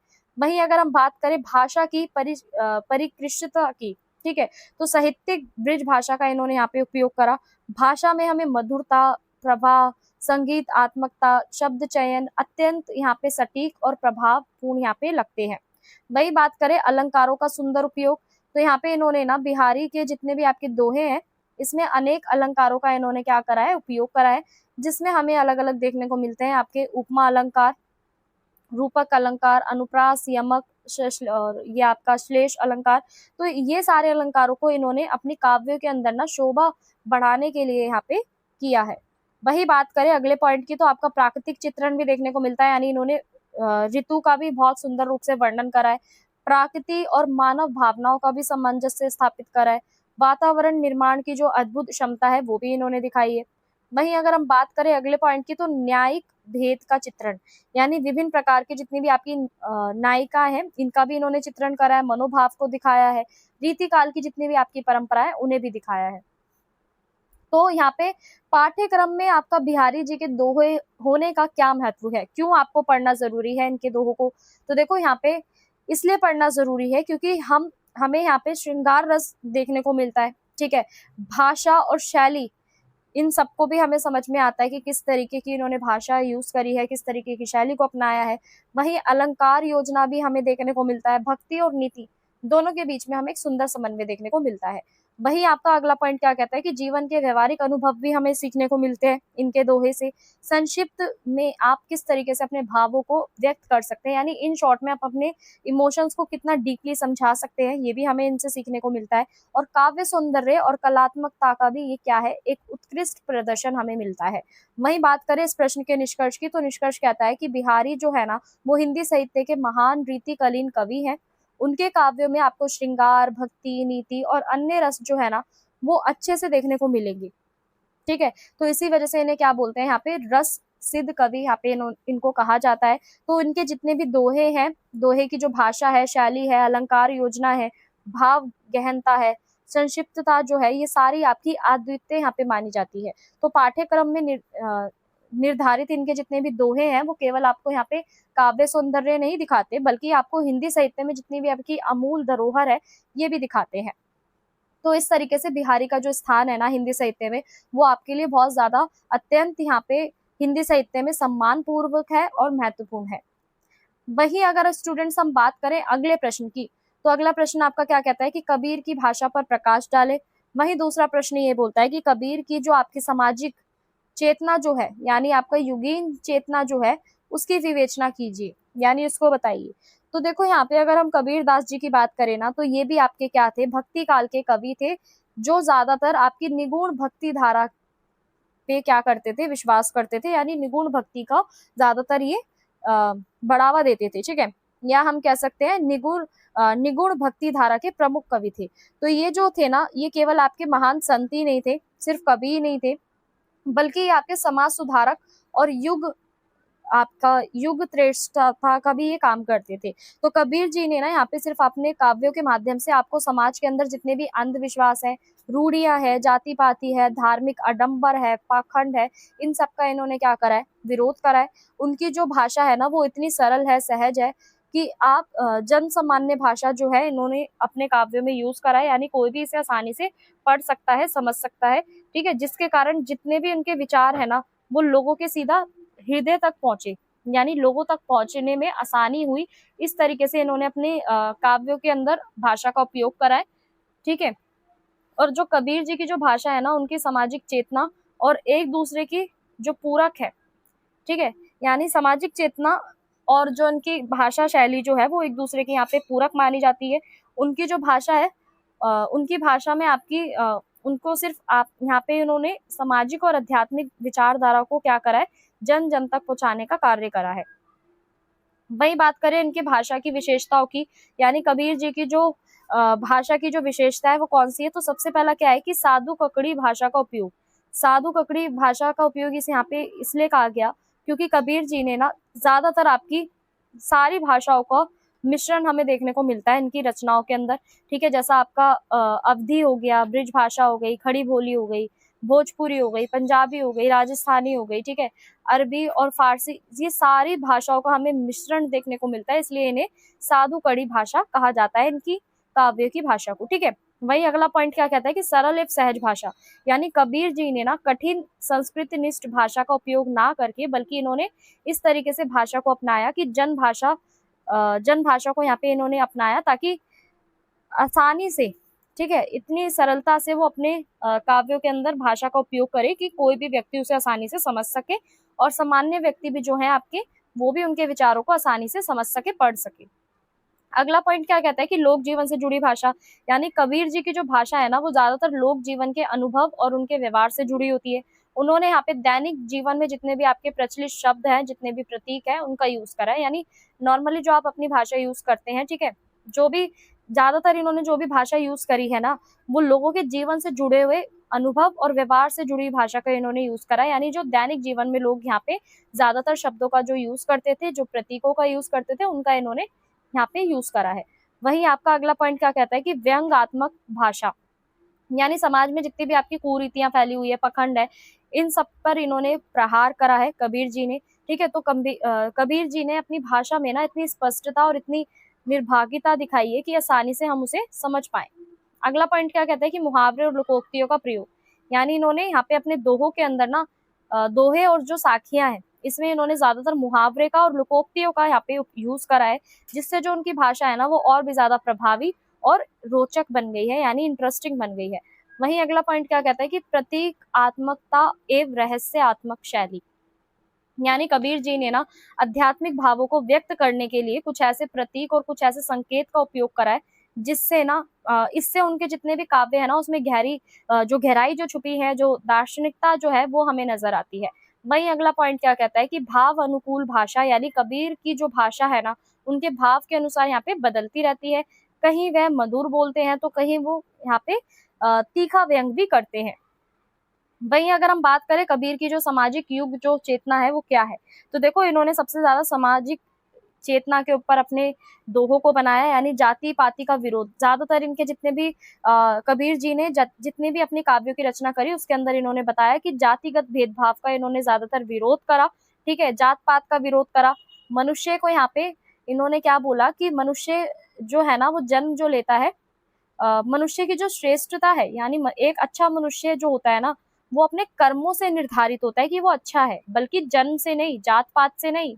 ठीक है, क्यों क्यों इन्होंने ऐसा यहाँ पे बोला, क्योंकि इसलिए बोला क्योंकि यहाँ पे समाज में ना उस टाइम पे कितनी सारी आपकी जो भेदभाव थे वो हमें देखने को मिल रहे थे जाति पाति के ऊपर। ठीक है, तो यहाँ पे लोगों का मानना ऐसा था कि जो मनुष्य है ना उसकी श्रेष्ठता उसकी सबसे पहली जाति होती है, यानी जाति के आधार पर यहाँ पे लोगों को अच्छा माना जाता था, अच्छा समझा जाता था। तो यहाँ पे कबीर जी ने ना इसका विरोध करा। इन्होंने बोला कि भाई जो इंसान है ना वो जन्म से नहीं, ठीक है, उसके कर्म से निर्धारित होती है उसकी श्रेष्ठता, यानी वो कितने अच्छे कर्म कर रहा है समाज के अंदर। वही इन्होंने अगला पॉइंट क्या कहता है कि धार्मिक आडंबरों का भी विरोध करा, यानी हिंदू और मुसलमान इन दोनों धर्म में अपने प्रचलित भारी जो आडंबर थे, जो कर्म कांड थे, इनकी भी आलोचना करी। इन्होंने ऐसा माना कि सच्ची भक्ति आपकी क्या है, आंतरिक शुद्धता है। इनको ज्यादातर इन्होंने महत्व दिया। वहीं आपका अगला पॉइंट क्या कहता है कि मानवतावादी दृष्टिकोण, कबीर ने ना यहाँ पे आपका मानवतावादी को यहाँ पे सबसे बड़ा धर्म माना है। इन्होंने प्रेम, दया, करुणा और भाईचारे का भी संदेश दिया है। वहीं आपका सामाजिक समानता का समर्थन, यानी कबीर जी ने ऊंच नीच, छुआछूत, ठीक है, सामाजिक असमानता का भी विरोध करा है और सभी मनुष्यों को यहाँ पे क्या माना है, एक समान माना है। वहीं आपका अगला पॉइंट क्या कहता है कि अंधविश्वास एवं रूढ़ियों का विरोध, यानी उन्होंने समाज में जितने भी आपके अंधविश्वास फैले हुए हैं, जितनी भी रूढ़ियां फैली हुई हैं, इसके ऊपर कठोर प्रहार करा है और विवेकपूर्ण जीवन जीने की भी प्रेरणा दी है। वहीं अगला पॉइंट क्या कहता है, हिंदू मुस्लिम एकता का संदेश, यानी कबीर जी ने दोनों धर्मों के लोगों को एक दूसरे के प्रति सम्मान और सद्भाव रखने के लिए भी क्या दी है, यहाँ पे शिक्षा दी है। और वे मानते थे कि सभी जो है, सभी हम सब क्या है, ईश्वर के ही अंश है। लोक कल्याण की भावना की भी बात करिए, यानी कबीर जी का जो पूरा जो काव्य था ना वो ज्यादातर समाज के कल्याण की भावना पर ही प्रेरित था। उन्होंने व्यक्ति और समाज दोनों को ही यहाँ पे क्या सिखाया, नैतिक उत्थान यहाँ पे करने का प्रयास करा। वहीं आपका सत्य और नैतिकता पे भी इन्होंने बल दिया, यानी कबीर जी ने सत्य, ईमानदारी, सदाचार को जीवन का आधार यहाँ पे माना और लोगों को यहाँ पे नैतिक जीवन जीने की क्या दी, एक प्रेरणा दी, या कह सकते हैं नैतिक जीवन अपनाने की प्रेरणा दी। वहीं अगला आपका पॉइंट है निष्कर्ष। तो इस प्रश्न का निष्कर्ष क्या कहता है, चलिए समझते हैं। तो देखो कबीर दास की जो भाषा है ना, उनकी सामाजिक चेतना दोनों ही यहाँ पे महत्वपूर्ण है। उनकी भाषा सरल है, सहज है, प्रभावी है और जन सामान्य के निकट है। जबकि आपकी उनकी जो सामाजिक चेतना जो है वो समाज सुधार, मानवतावाद, ठीक है, और आपका समानता, धार्मिक सद्भाव, इन सारी चीजों की भावनाओं से क्या है, ओतप्रोत है। तो कबीर जी ने ना यहाँ पे अपनी भाषा के माध्यम से समाज में जितनी भी आपकी कुरीतियां फैली है, अंधविश्वास है, भेदभाव है, इन सब का विरोध करा ताकि लोगों का यहाँ पे कल्याण हो सके। यहाँ पे मानव कल्याण का भी इन्होंने क्या करा है, संदेश दिया है। और यही कारण है इनका जो साहित्य है ना वो आज भी उतना ही प्रासंगिक है और उतना ही प्रेरणादायक है जितना उनके समय में था। तो स्टूडेंट्स, अगर हम बात करें इस प्रश्न के परिचय की, तो परिचय क्या कहता है कि जो बीत गई सो बात गई, ये जो कविता है, ये कविता किसकी है? कवि हरिवंश राय बच्चन की है। ठीक है, तो कविता जो है वो उनके काव्य संग्रह में एक मधुरशाला के बाद रचनात्मक चेतना का इसमें महत्वपूर्ण उदाहरण ये मानी जाती है। और इस कविता में ना कवि ने जीवन के प्रति सकारात्मक दृष्टिकोण अपनाने का यहाँ पे संदेश दिया है। और कवि ऐसा मानता है कि जो मनुष्य का जो अतीत है ना, वो सबसे ज्यादा दुखद घटनाओं से भरा होता है। असफलता और आपकी जितनी भी हानि है उनमें उलझा रहना जो है वो होता है। तो यहाँ पे मनुष्य का जो अतीत है ना, वो बहुत ज्यादा कवि ने इस कविता के माध्यम से क्या बताया है? बहुत दुखद बताया है। ठीक है, तो यहाँ पे कवि क्या सिखाना चाहता है कि हमें इन घटनाओं से सीख लेकर ना आगे बढ़ना चाहिए। इन घटनाओं के बीच में उलझकर नहीं रहना चाहिए, बल्कि हमें इनसे कुछ सीखना चाहिए और अपने जीवन में आगे बढ़ता रहना चाहिए। तो इस कविता का मूल संदेश क्या है कि हमें अपने जीवन में आगे बढ़ते रहना चाहिए। बीती हुई घटनाओं को, अतीत की जितनी भी दुखद असफलताएं हैं, दुखद घटनाएं हैं, उनमें उलझकर नहीं रहना चाहिए। तो देखो यहाँ पे अगर आपके पहले पॉइंट की बात करें तो कवि की क्या मूल संवेदना है यहाँ पे? इस कविता में ना मूल संवेदना में जो आपका जीवन है, ठीक है, वो जीवन आशावाद, कर्मशीलता और आगे बढ़ने की प्रेरणा यहाँ पे देता है। तो कवि क्या कहता है कि जीवन में आपके सुख दुख, लाभ हानि, सफलता असफलता ये आना स्वाभाविक है, सभी के साथ होता है। लेकिन जो समय बीत चुका है उसे वापस यहाँ पे नहीं लाया जा सकता। इसलिए मनुष्य को बीती हुई बातों पर पछताने की बजाय उसे वर्तमान को सार्थक बनाना चाहिए। तो इनकी जो कविता है वो ये हमें मूल संदेश देती है, यानी हमें अपने अतीत को भुलाने का संदेश भी देती है। कवि कहता है कि जीवन में कोई भी आपकी अगर प्रिय वस्तु है, व्यक्ति है, अवसर है, अगर वो आपसे खो जाता है तो उसके लिए आप दुख मत मनाइए, शोक मत मनाइए। ठीक है, शोक करना यहाँ पे आपका उचित नहीं होता, बल्कि आप जितनी भी बीती हुई घटनाओं के बारे में बार बार जब उसको याद करते हैं ना, तो इससे आपका दुख और भी ज्यादा बढ़ता है। इसलिए मनुष्य को यहाँ पे जितनी भी अतीत की जो स्मृतियां हैं, जितनी भी मेमोरीज हैं, उससे मुक्त होकर नए जीवन की ओर यहाँ पे क्या करना चाहिए? बढ़ना चाहिए। वहीं अगला पॉइंट क्या कहता है कि जीवन के प्रति सकारात्मक दृष्टिकोण, यानी कविता में यहाँ पे जो कवि है वो निराशा के स्थान पर आशा का संदेश देता है। वो बताता है कि जीवन जो है ना वो आपका कभी भी एक जैसा नहीं रहता। अंधकार के बाद आपका जैसे उजाला आता है, वैसे दुख के बाद आपका क्या आता है? सुख जरूर आता है। इसलिए चाहे परिस्थितियां आपकी कैसी भी हो, कैसी भी सिचुएशन हो, कठिन से कठिन परिस्थितियां हो, इसमें हमें क्या रखना चाहिए? धैर्य रखना चाहिए, यानी पेशेंस रखना चाहिए और अपने ऊपर विश्वास बनाए रखना चाहिए। वहीं ये कविता क्या कहती है कि परिवर्तन का शशावत नियम, यानी कवि ने ना प्रकृति के जितने भी उदाहरण है ना, इनके माध्यमों से समझाया है कि जो परिवर्तन है वो संसार का क्या है? एक अटल नियम है। जैसे आपके पेड़ पे से पत्ते झड़ते हैं, फिर नए पत्ते आते हैं, ठीक उसी प्रकार से हमारे जीवन में जितनी भी हानियां होती है ना, जितना भी नुकसान होता है, इसके बाद आपके नए अवसर आपको यहाँ पे प्राप्त होते हैं। तो इसलिए मनुष्य को हमेशा जितने भी आपकी लाइफ में जो चेंजेस हो रहे हैं, परिवर्तन हो रहे हैं जीवन में, उसको हमें स्वीकारना चाहिए। वही कविता क्या कहती है कि कर्म और संघर्ष की प्रेरणा, यानी इस कविता से हमें क्या सीखने को मिला कि कर्म और संघर्ष की प्रेरणा हमें रखना चाहिए।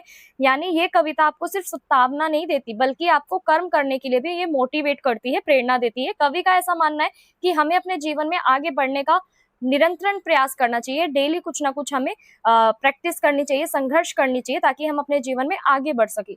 जो व्यक्ति अपने अतीत में ही उलझा रहता है वो वर्तमान और भविष्य किसको खो देता है? दोनों को ही खो देता है। यानी अगर हम ज्यादातर पास्ट में बीते हुए सारी चीजों को सोचेंगे, समझेंगे, उन्हीं पे ही अपना टाइम जाहिर करते रहेंगे, तो हमारा जो प्रेजेंट है और जो फ्यूचर है, ये दोनों ही इसको हम क्या कर रहे हैं? धीरे धीरे खो रहे हैं। तो इसलिए हमें अतीत की जितनी भी घटनाएं उन्हें यहाँ पे भुलाना चाहिए। ये कविता हमें ये सिखाती है। वहीं अगला पॉइंट क्या कहता है कि मानवीय जीवन दर्शन, यानी ये कविता हमें जीवन का जितना भी गहरे जीवन के दर्शन को ये प्रस्तुत करती है। इसमें कवि बताता है कि जो मनुष्य है ना, उसका जीवन क्या है? गतिशील है। हर परिस्थिति में हमें आगे बढ़ते रहना चाहिए। दुख, हानि, असफलता, जीवन का अंत इसमें नहीं होता। यानी अगर आप असफल हो गए तो इसका मतलब ये नहीं है कि आपकी लाइफ यहीं पर ही खत्म हो जाएगी, बल्कि आपको क्या करना चाहिए? आगे बढ़ना चाहिए। नए अनुभव और नई संभावनाओं की यहाँ से क्या होती है? आपकी शुरुआत होती है। वहीं अगर भाषा शैली की बात करें इस कविता की, तो देखो इस कविता के अंदर आपकी जो भाषा है बहुत ज्यादा सरल है, सहज है, प्रभावपूर्ण है। इसमें ज्यादातर आपके प्रेरणात्मक और दार्शनिक भावों का सुंदर कोऑर्डिनेशन यहाँ पे किया गया है, समन्वय किया गया है। और प्रतीक उदाहरणों के माध्यम से कवि ने अपने यहाँ पे विचारों को स्पष्ट करा है। कविता के अंदर आपको ज्यादातर आशावादी जीवन दृष्टिकोण यहाँ पे देखने को मिलता है। और इसकी जो शैली है ना, वो पाठकों को यहाँ पे उत्साहित करने के लिए प्रेरित करती है। वहीं अगर हम बात करें अगले पॉइंट की, कविता का संदेश क्या है कि हम अपनी पुरानी जो भी यादें हैं, यानी आपके अतीत में जो भी घटनाएं घटी हैं दुख वाली, उस पे हमें शौक नहीं करना चाहिए। हमें प्रेजेंट के बारे में ज्यादा सोचना चाहिए, वर्तमान को ज्यादा महत्व देना चाहिए, ताकि वर्तमान से ही आपका क्या होगा, भविष्य का निर्माण होगा। ठीक है, तो जीवन में हमें आशा और उत्साह हमेशा बनाए रखना चाहिए, परिवर्तन को सहज रूप से हमें स्वीकार करना चाहिए, और निरंतर हमें अपने कर्म और संघर्ष करते हुए आगे बढ़ना चाहिए। वहीं अगर स्टूडेंट्स बात करें इस प्रश्न के निष्कर्ष की, तो ये निष्कर्ष क्या कहता है इस प्रश्न का कि जो बीत गई सो बात गई, कविता का बेसिकली यहाँ पे क्या संदेश था हमें बताना।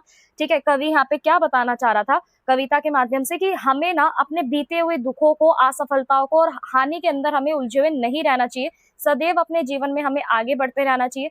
कवि यहाँ पे आपको आशावादी, कर्मशीलता और सकारात्मक सोच का संदेश देते हुए यहाँ पे मनुष्य को अपने वर्तमान और भविष्य की ओर बढ़ने में विश्वास के साथ क्या देता है, यहाँ पे प्रेरणा देता है। तो इस कविता की ये मूल संवेदना थी।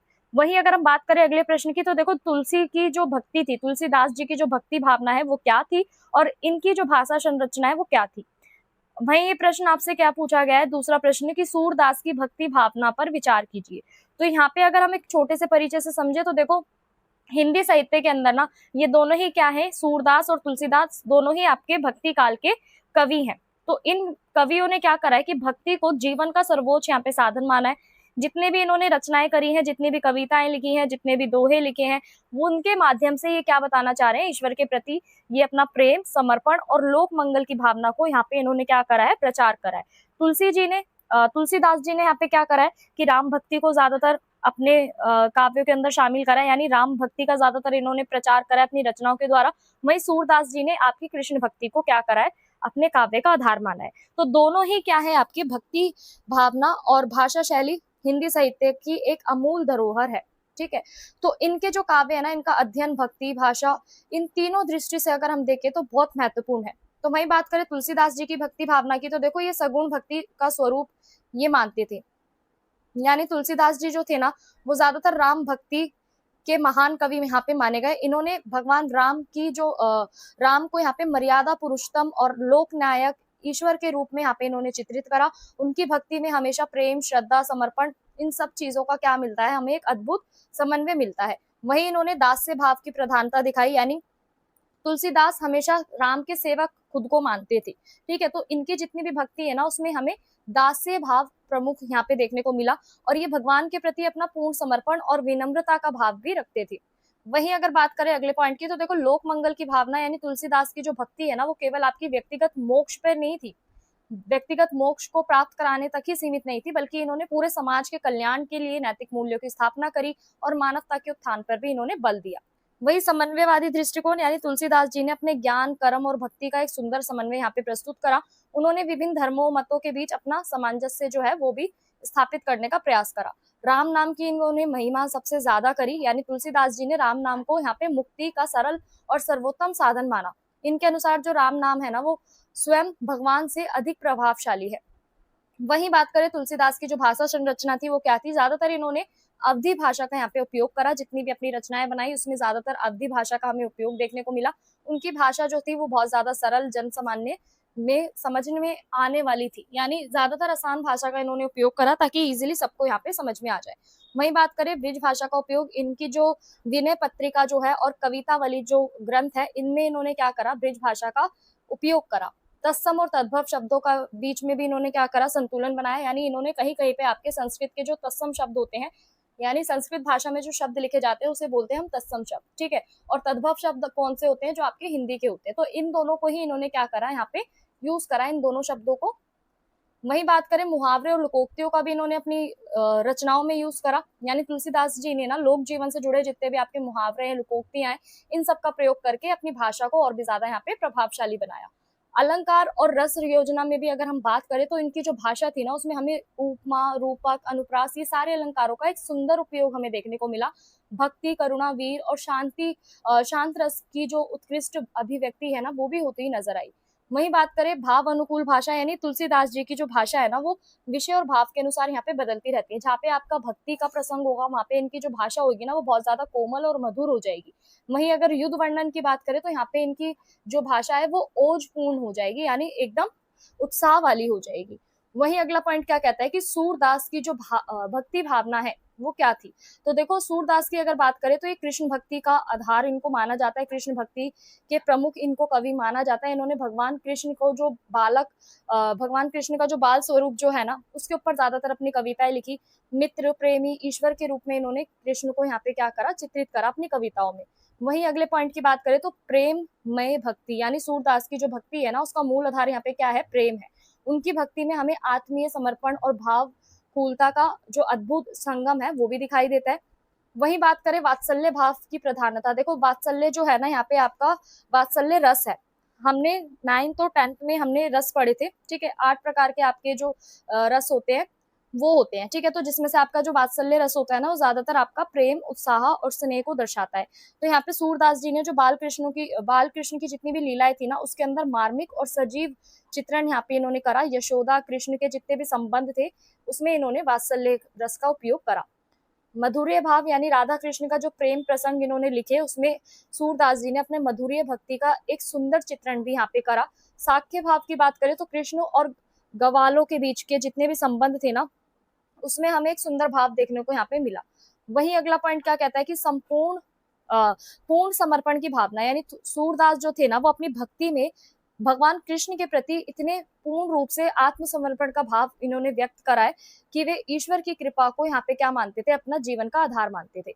वहीं अगला पॉइंट यानी मानवतावादी दृष्टिकोण, सूरदास की जो भक्ति है इसमें आपको प्रेम, करुणा, मानवीय संवेदनाओं का एक व्यापक चित्रण मिलता है, जो उनके काव्य को ना ज्यादातर क्या बनाता है, सार्वभौमिक बनाता है। स्टूडेंट्स, अगर हम बात करें यहाँ पे इस प्रश्न के निष्कर्ष की, तो निष्कर्ष क्या कहता है कि तुलसीदास और सूरदास दोनों ही आपके भक्ति काल के महान कवि हैं। तुलसीदास जी ने यहाँ पे राम भक्ति, लोक मंगल तथा आदर्श जीवन मूल्यों को यहाँ पे स्थापित करा, अपनी भाषा को सरल और प्रभावी बनाया, ठीक है। और दूसरी ओर सूरदास की अगर हम बात करें तो इन्होंने कृष्ण भक्ति के प्रति क्या करा, प्रेम, वात्सल्य और माधुर्य जितने भी इनके भाव है उसको यहाँ पे दिखाया। तो दोनों ही कवियों ने क्या करा, भक्ति भावना और मानव जीवन को यहाँ पे नैतिकता, प्रेम, श्रद्धा, समर्पण, इन सबका यहाँ पे इन्होंने संदेश दिया। तो यही कारण था कि उनका जो साहित्य है ना, वो आज भी समान रूप से प्रासंगिक और प्रेरणादायक है। वहीं आपका अगला प्रश्न क्या कहता है कि हिमालय के आंगन में प्रसाद की जो राष्ट्रीय सांस्कृतिक चेतना जो है ये व्यक्त हुई है, तो इस कथन की जो तर्क संगत समीक्षा है वो कीजिए। वहीं अगला पॉइंट क्या कहता है, अगला प्रश्न कि बीती विभावरी जागरी रे, ठीक है, इस कविता का जो काव्य सुंदर है उसे हमें बताना है। तो देखो जयशंकर प्रसाद जो है आपके हिंदी साहित्य के छायावाद के कवि माने जाते हैं। इनके जितने भी काव्य है ना, उसमें आपको राष्ट्रीय भावना भी देखने को मिलेगी, सांस्कृतिक चेतना भी देखने को मिलेगी, प्रकृति के प्रति भी इन्होंने क्या करा है, अपना प्रेम दिखाया अपनी कविताओं में, मानवीय संवेदना भी दिखाई है। तो वही उनमें से एक जो इनकी कविता है ना, हिमालय के आंगन में, इसमें क्या करा है इन्होंने, भारत की जो गौरवशाली जो संस्कृति है ना, भारत की संस्कृति, राष्ट्रीय स्वाभिमान, देश प्रेम, इन सब की भावना इन्होंने यहाँ पे विकसित करी। वहीं अगर हम बात करें दूसरी कविता की, जो दूसरी कविता है ना वो आपकी ये है कि बीती विभावरी जागरी, ठीक है। तो इस कविता के अंदर इन्होंने क्या करा है कि नव जागरण को दिखाया है, यानी लोगों के अंदर एक नयापन किस तरीके से है, चेतना, प्राकृतिक का सौंदर्य, इन सारी चीजों को इन्होंने अपनी इस रचना में दिखाया है। तो दोनों ही रचनाएं आपकी क्या है, प्रसाद जी की राष्ट्रीय और सांस्कृतिक दृष्टि से बहुत ज्यादा काव्य जो है, सौंदर्य काव्य को यहाँ पे क्या करती है, प्रकट करती है। वहीं बात करें राष्ट्रीय सांस्कृतिक चेतना की, तो इन्होंने अपने कविता में राष्ट्रीय प्रेम की जो भावना है, राष्ट्रीय प्रेम की भावना इन्होंने ये भी दर्शाई है, यानी भारत भूमि के प्रति इनका जो गहरा प्रेम है, इन्होंने इन कविता के माध्यम से यहाँ पे हमें दिखाया है। हिमालय के आंगन में जो कविता है वो हिमालय को जो ये भारत की महानता और गौरव शक्ति का प्रतीक यहाँ पे माना जाता है। तो कवि ने ना यहाँ पे भारतीयों को अपने गौरवपूर्ण अतीत की यहाँ पे याद दिलाई और राष्ट्र के प्रति समर्पण की जो प्रेरणा है ये भी दिखाई। वहीं बात करें अगले पॉइंट की, तो भारतीय संस्कृति का गौरव ज्ञान, यानी आपका जो कवि जो था ना, वो भारतीय संस्कृति को विश्व में श्रेष्ठ संस्कृति यहाँ पे मानता था, और वे भारत की जितनी भी आत्मिक परंपराएं हैं, नैतिक मूल्य है, सांस्कृतिक विरासत है, इसकी भी महिमा मंडन वो करता था। तो कविता में आपकी जितनी भी भारतीय संस्कृति है इसको यहाँ पे कवि ने महानता उसकी दिखाई और सार्वभौमिकता का जो भाव है इसको भी व्यक्त करा है। तो नव जागरण का भी इन्होंने संदेश दिया। दूसरी जो कविता है इसके अंदर ज्यादातर आपका नव जागरण दिखाया है, यानी सोए हुए समाज में जो नई चेतना है, ठीक है, नई चेतना को अपनाने का जो संदेश है वो भी हमें देखने को मिलता है। रात्रि जो है आपकी वो अज्ञान और जड़ता का प्रतीक है, जबकि आपका जो प्रातः काल है वो नई आशा और जागृति का यहाँ पे प्रतीक मानी जाती है।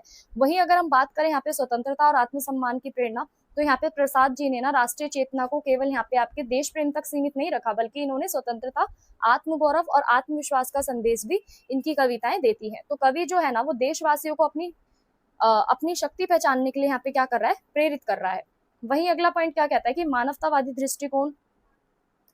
तो कवि ने ना कवि का जो राष्ट्रीयवाद संकीर्ण जो था उसमें वो नहीं था, उनमें समस्त मानवता कल्याण की भावना इसमें निहित थी। तो भारतीय संस्कृति के माध्यम से ना वो जितने भी विश्व बंधुत्व जो है, यानी यहाँ पे क्या दिखाना चाह रहे थे कि हम सब जो है वो एक ही है, ठीक है, विश्व जो है वो एक ही है। तो यहाँ पे मानव का जो प्रेम है, मानव प्रेम जो है, इसको भी यहाँ पे कवि दिखाते हैं। वही बात करें कविता का काव्य सौंदर्य की, तो देखो प्रकृति का यहाँ पे इन्होंने सजीव चित्रण करा, यानी इन्होंने सुंदर सुंदर सुंदर आपके जो पुष्प हैं उनकी सुगंध का वर्णन करा, हिमालय की भव्यता का वर्णन करा, पक्षियों का यहाँ पे क्या करा, वर्णन करा, ताकि जो पाठक जो है ना उनका मन इसको पढ़ने के बाद आकर्षित हो जाए। प्रतीकात्मकता की बात करें तो कविता में ना अनेक यहाँ पे आपके प्रतीकों का उपयोग हुआ, जैसे हिमालय, रात्रि, उषा, प्रकाश। तो हिमालय की बात करें तो यहाँ पे राष्ट्रीय का जो गौरव है इसका प्रतीक इन्होंने यहाँ पे दिखाया। वहीं रात्रि की बात करें तो यहाँ पे आपके अज्ञान को ये दिखाता है। उषा की बात करें तो जागरण और नव चेतना जो है ना आपकी, इसका ये प्रतीक दिखाया गया। और प्रकाश की बात करें तो यहाँ पे आपकी ज्ञान और प्रगति का इसे प्रतीक बताया गया। तो इन प्रतीकों के माध्यम से ना कवि ने गहरे भावों को बहुत सरलता से यहाँ पे अपना व्यक्त करा है।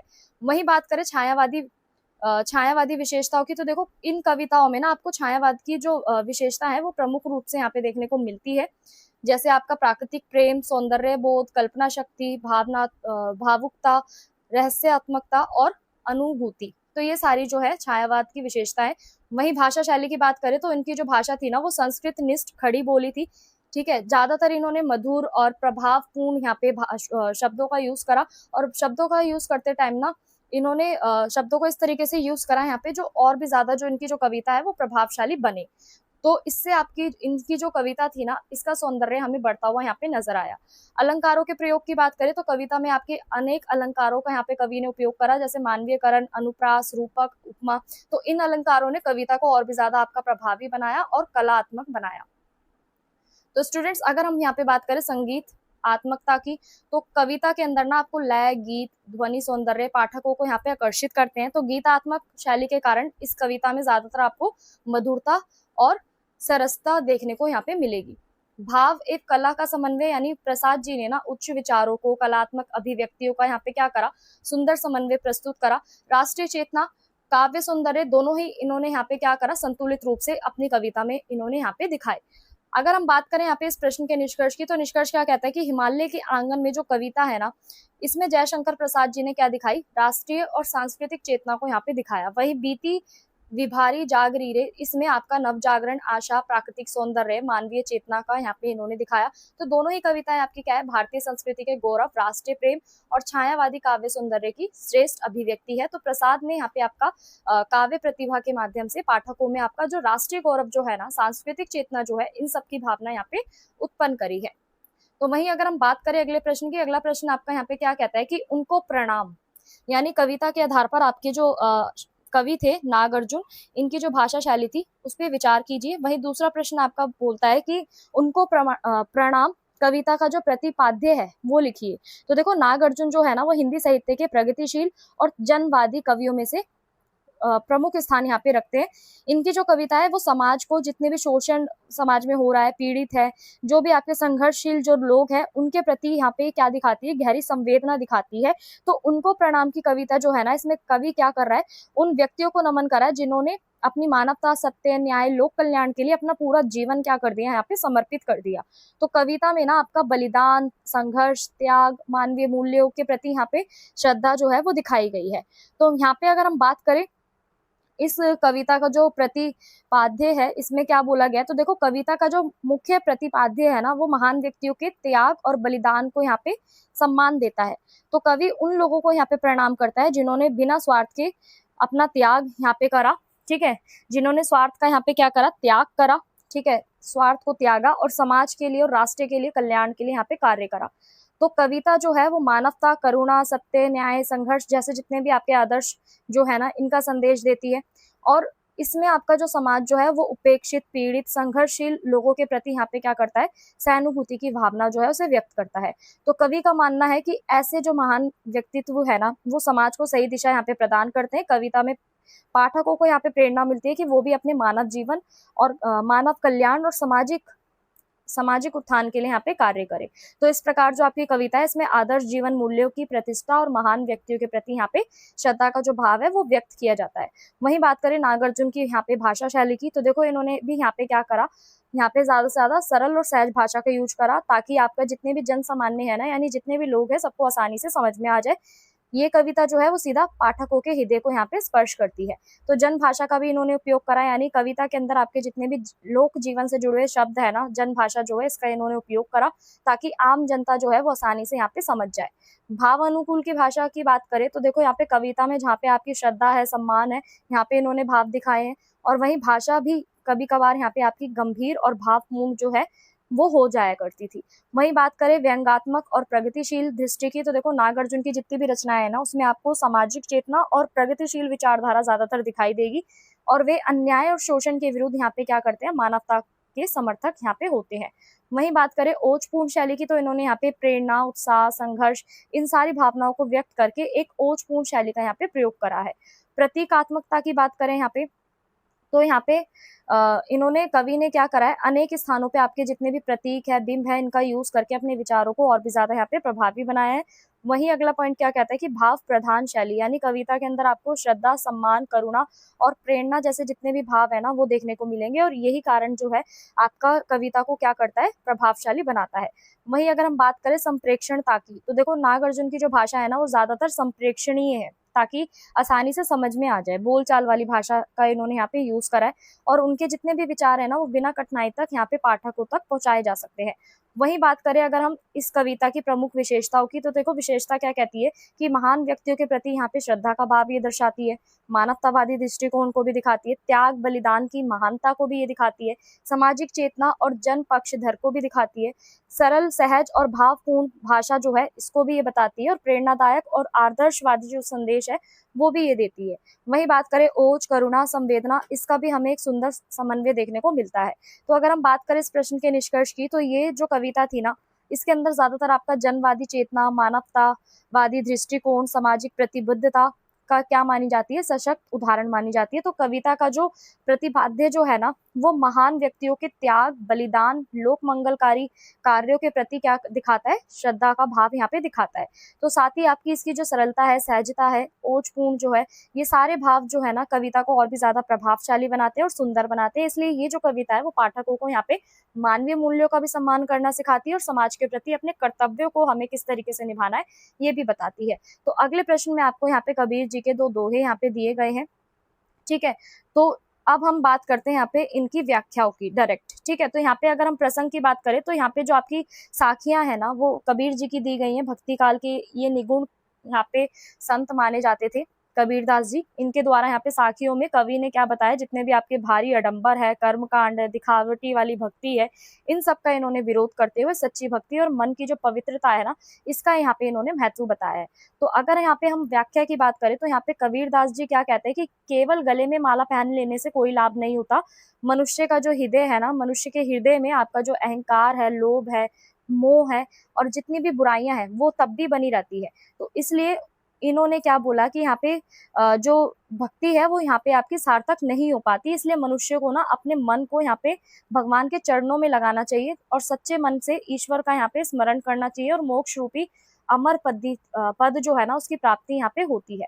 तो कवि आगे कहता है कि बार बार सिर मुंडवाने से कोई भी यहाँ पे लाभ नहीं होता, और बालों ने किसी का क्या बिगाड़ा है। तो वास्तव में मनुष्य को यहाँ पे अपने मन के विकारों को दूर करना चाहिए। कर्म, क्रोध, मोह, लाभ, अहंकार जैसे जितने भी दोष है वो वास्तविक शत्रु होते हैं। जब तक इन विकारों का त्याग नहीं किया जाएगा, जब तक आपकी सच्ची भक्ति और ईश्वर के प्रति जो संभव प्राप्ति जो है ना वो संभव नहीं हो पाएगी। तो कबीरदास जी जो है इन साखियों के माध्यम से स्पष्ट करते हैं कि धर्म का संबंध केवल आपका भारी दिखावे से नहीं होता, बल्कि मन की निर्मलता और ईश्वर के प्रति सच्ची भक्ति से होता है। जो व्यक्ति अपने मन को शुद्ध करके प्रभु की भक्ति में लीन रहता है वही आपका वास्तविक भक्त यहाँ पे कहलाता है। तो स्टूडेंट्स यहाँ पे हम बात करते हैं आपके गिव अवे के क्वेश्चन की। तो देखो गिव अवे का पहला क्वेश्चन जो है वो ये है कि जो जयशंकर प्रसाद जी हैं वो कौन से काल के आपके कवि यहाँ पे माने जाते हैं। पहला प्रश्न है कि जयशंकर प्रसाद कौन से काल के कवि हैं, ठीक है। वहीं अगर हम बात करें तो सूरदास जी की जो रचनाएं हैं वो ज्यादातर किस पे इन्होंने लिखी है?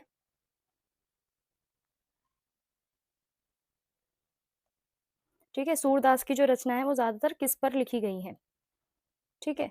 वहीं अगर हम बात करें तीसरे प्रश्न की, तो तीसरा प्रश्न आपका ये है कि कबीर दास की जो साखियां हैं, जो दोहे हैं, ठीक है, वो उनसे हमें सीखने को क्या मिलता है? तो गिव अवे स्टूडेंट्स, इस तरीके से अगर हम यहाँ पे बात करें काव्य सौंदर्य की, तो देखो कबीर जी ने ना यहाँ पे जितने भी भारी आडंबर है इनका विरोध करा है, सच्ची भक्ति को यहाँ पे इन्होंने दर्शाया है, मानवता के ऊपर इन्होंने ज्यादातर अपना क्या करा है, योगदान दिया है। वहीं अगर हम भावार्थ की बात करें, तो देखो कबीर दास ने ना इन साखियों के माध्यम से ये संदेश वो देना चाहते थे कि केवल हमारा जो धार्मिक कर्म कांड है वो जरूरी नहीं होते, बल्कि मन की शुद्धता, सच्ची भक्ति और सत्कर्म से ही ईश्वर की यहाँ पे प्राप्ति संभव होती है। और हमारा जो जीवन है वो ईश्वर की ही एक अमूल्य देन है, इसलिए इसका सदुपयोग हमें करना चाहिए। तो स्टूडेंट्स, इसी के साथ आपके जो 10 मोस्ट इंपॉर्टेंट क्वेश्चन आंसर है वो खत्म होते हैं। अगर आपको कोई भी डाउट है, कोई भी क्वायरी है, तो आप हमें टेलीग्राम चैनल पे फॉलो करके, टेलीग्राम पेज को फॉलो करके अपने डाउट्स को क्लियर कर सकते हैं। और इसी के साथ आप सभी हमारा व्हाट्सअप एंड टेलीग्राम चैनल को ज्वाइन करना मत भूलिएगा, क्योंकि आपको गिव अवे के जो विनर्स है वो भी यहाँ पे पता चलेंगे, और ड्यू सोल से रिलेटेड डेली अपडेट्स भी आपको यहाँ पे दी जाती है, और लेक्चर वाइज जितनी भी हमारी वीडियोज होती हैं उनकी भी जो अपडेट है वो आपको यहाँ पे दी जाती है। तो मिलते हैं अगली वीडियो में नए सब्जेक्ट के साथ। आप सभी का बहुत बहुत धन्यवाद। अगर वीडियो हेल्पफुल लगी हो तो वीडियो को लाइक, शेयर, सब्सक्राइब करना मत भूलिएगा।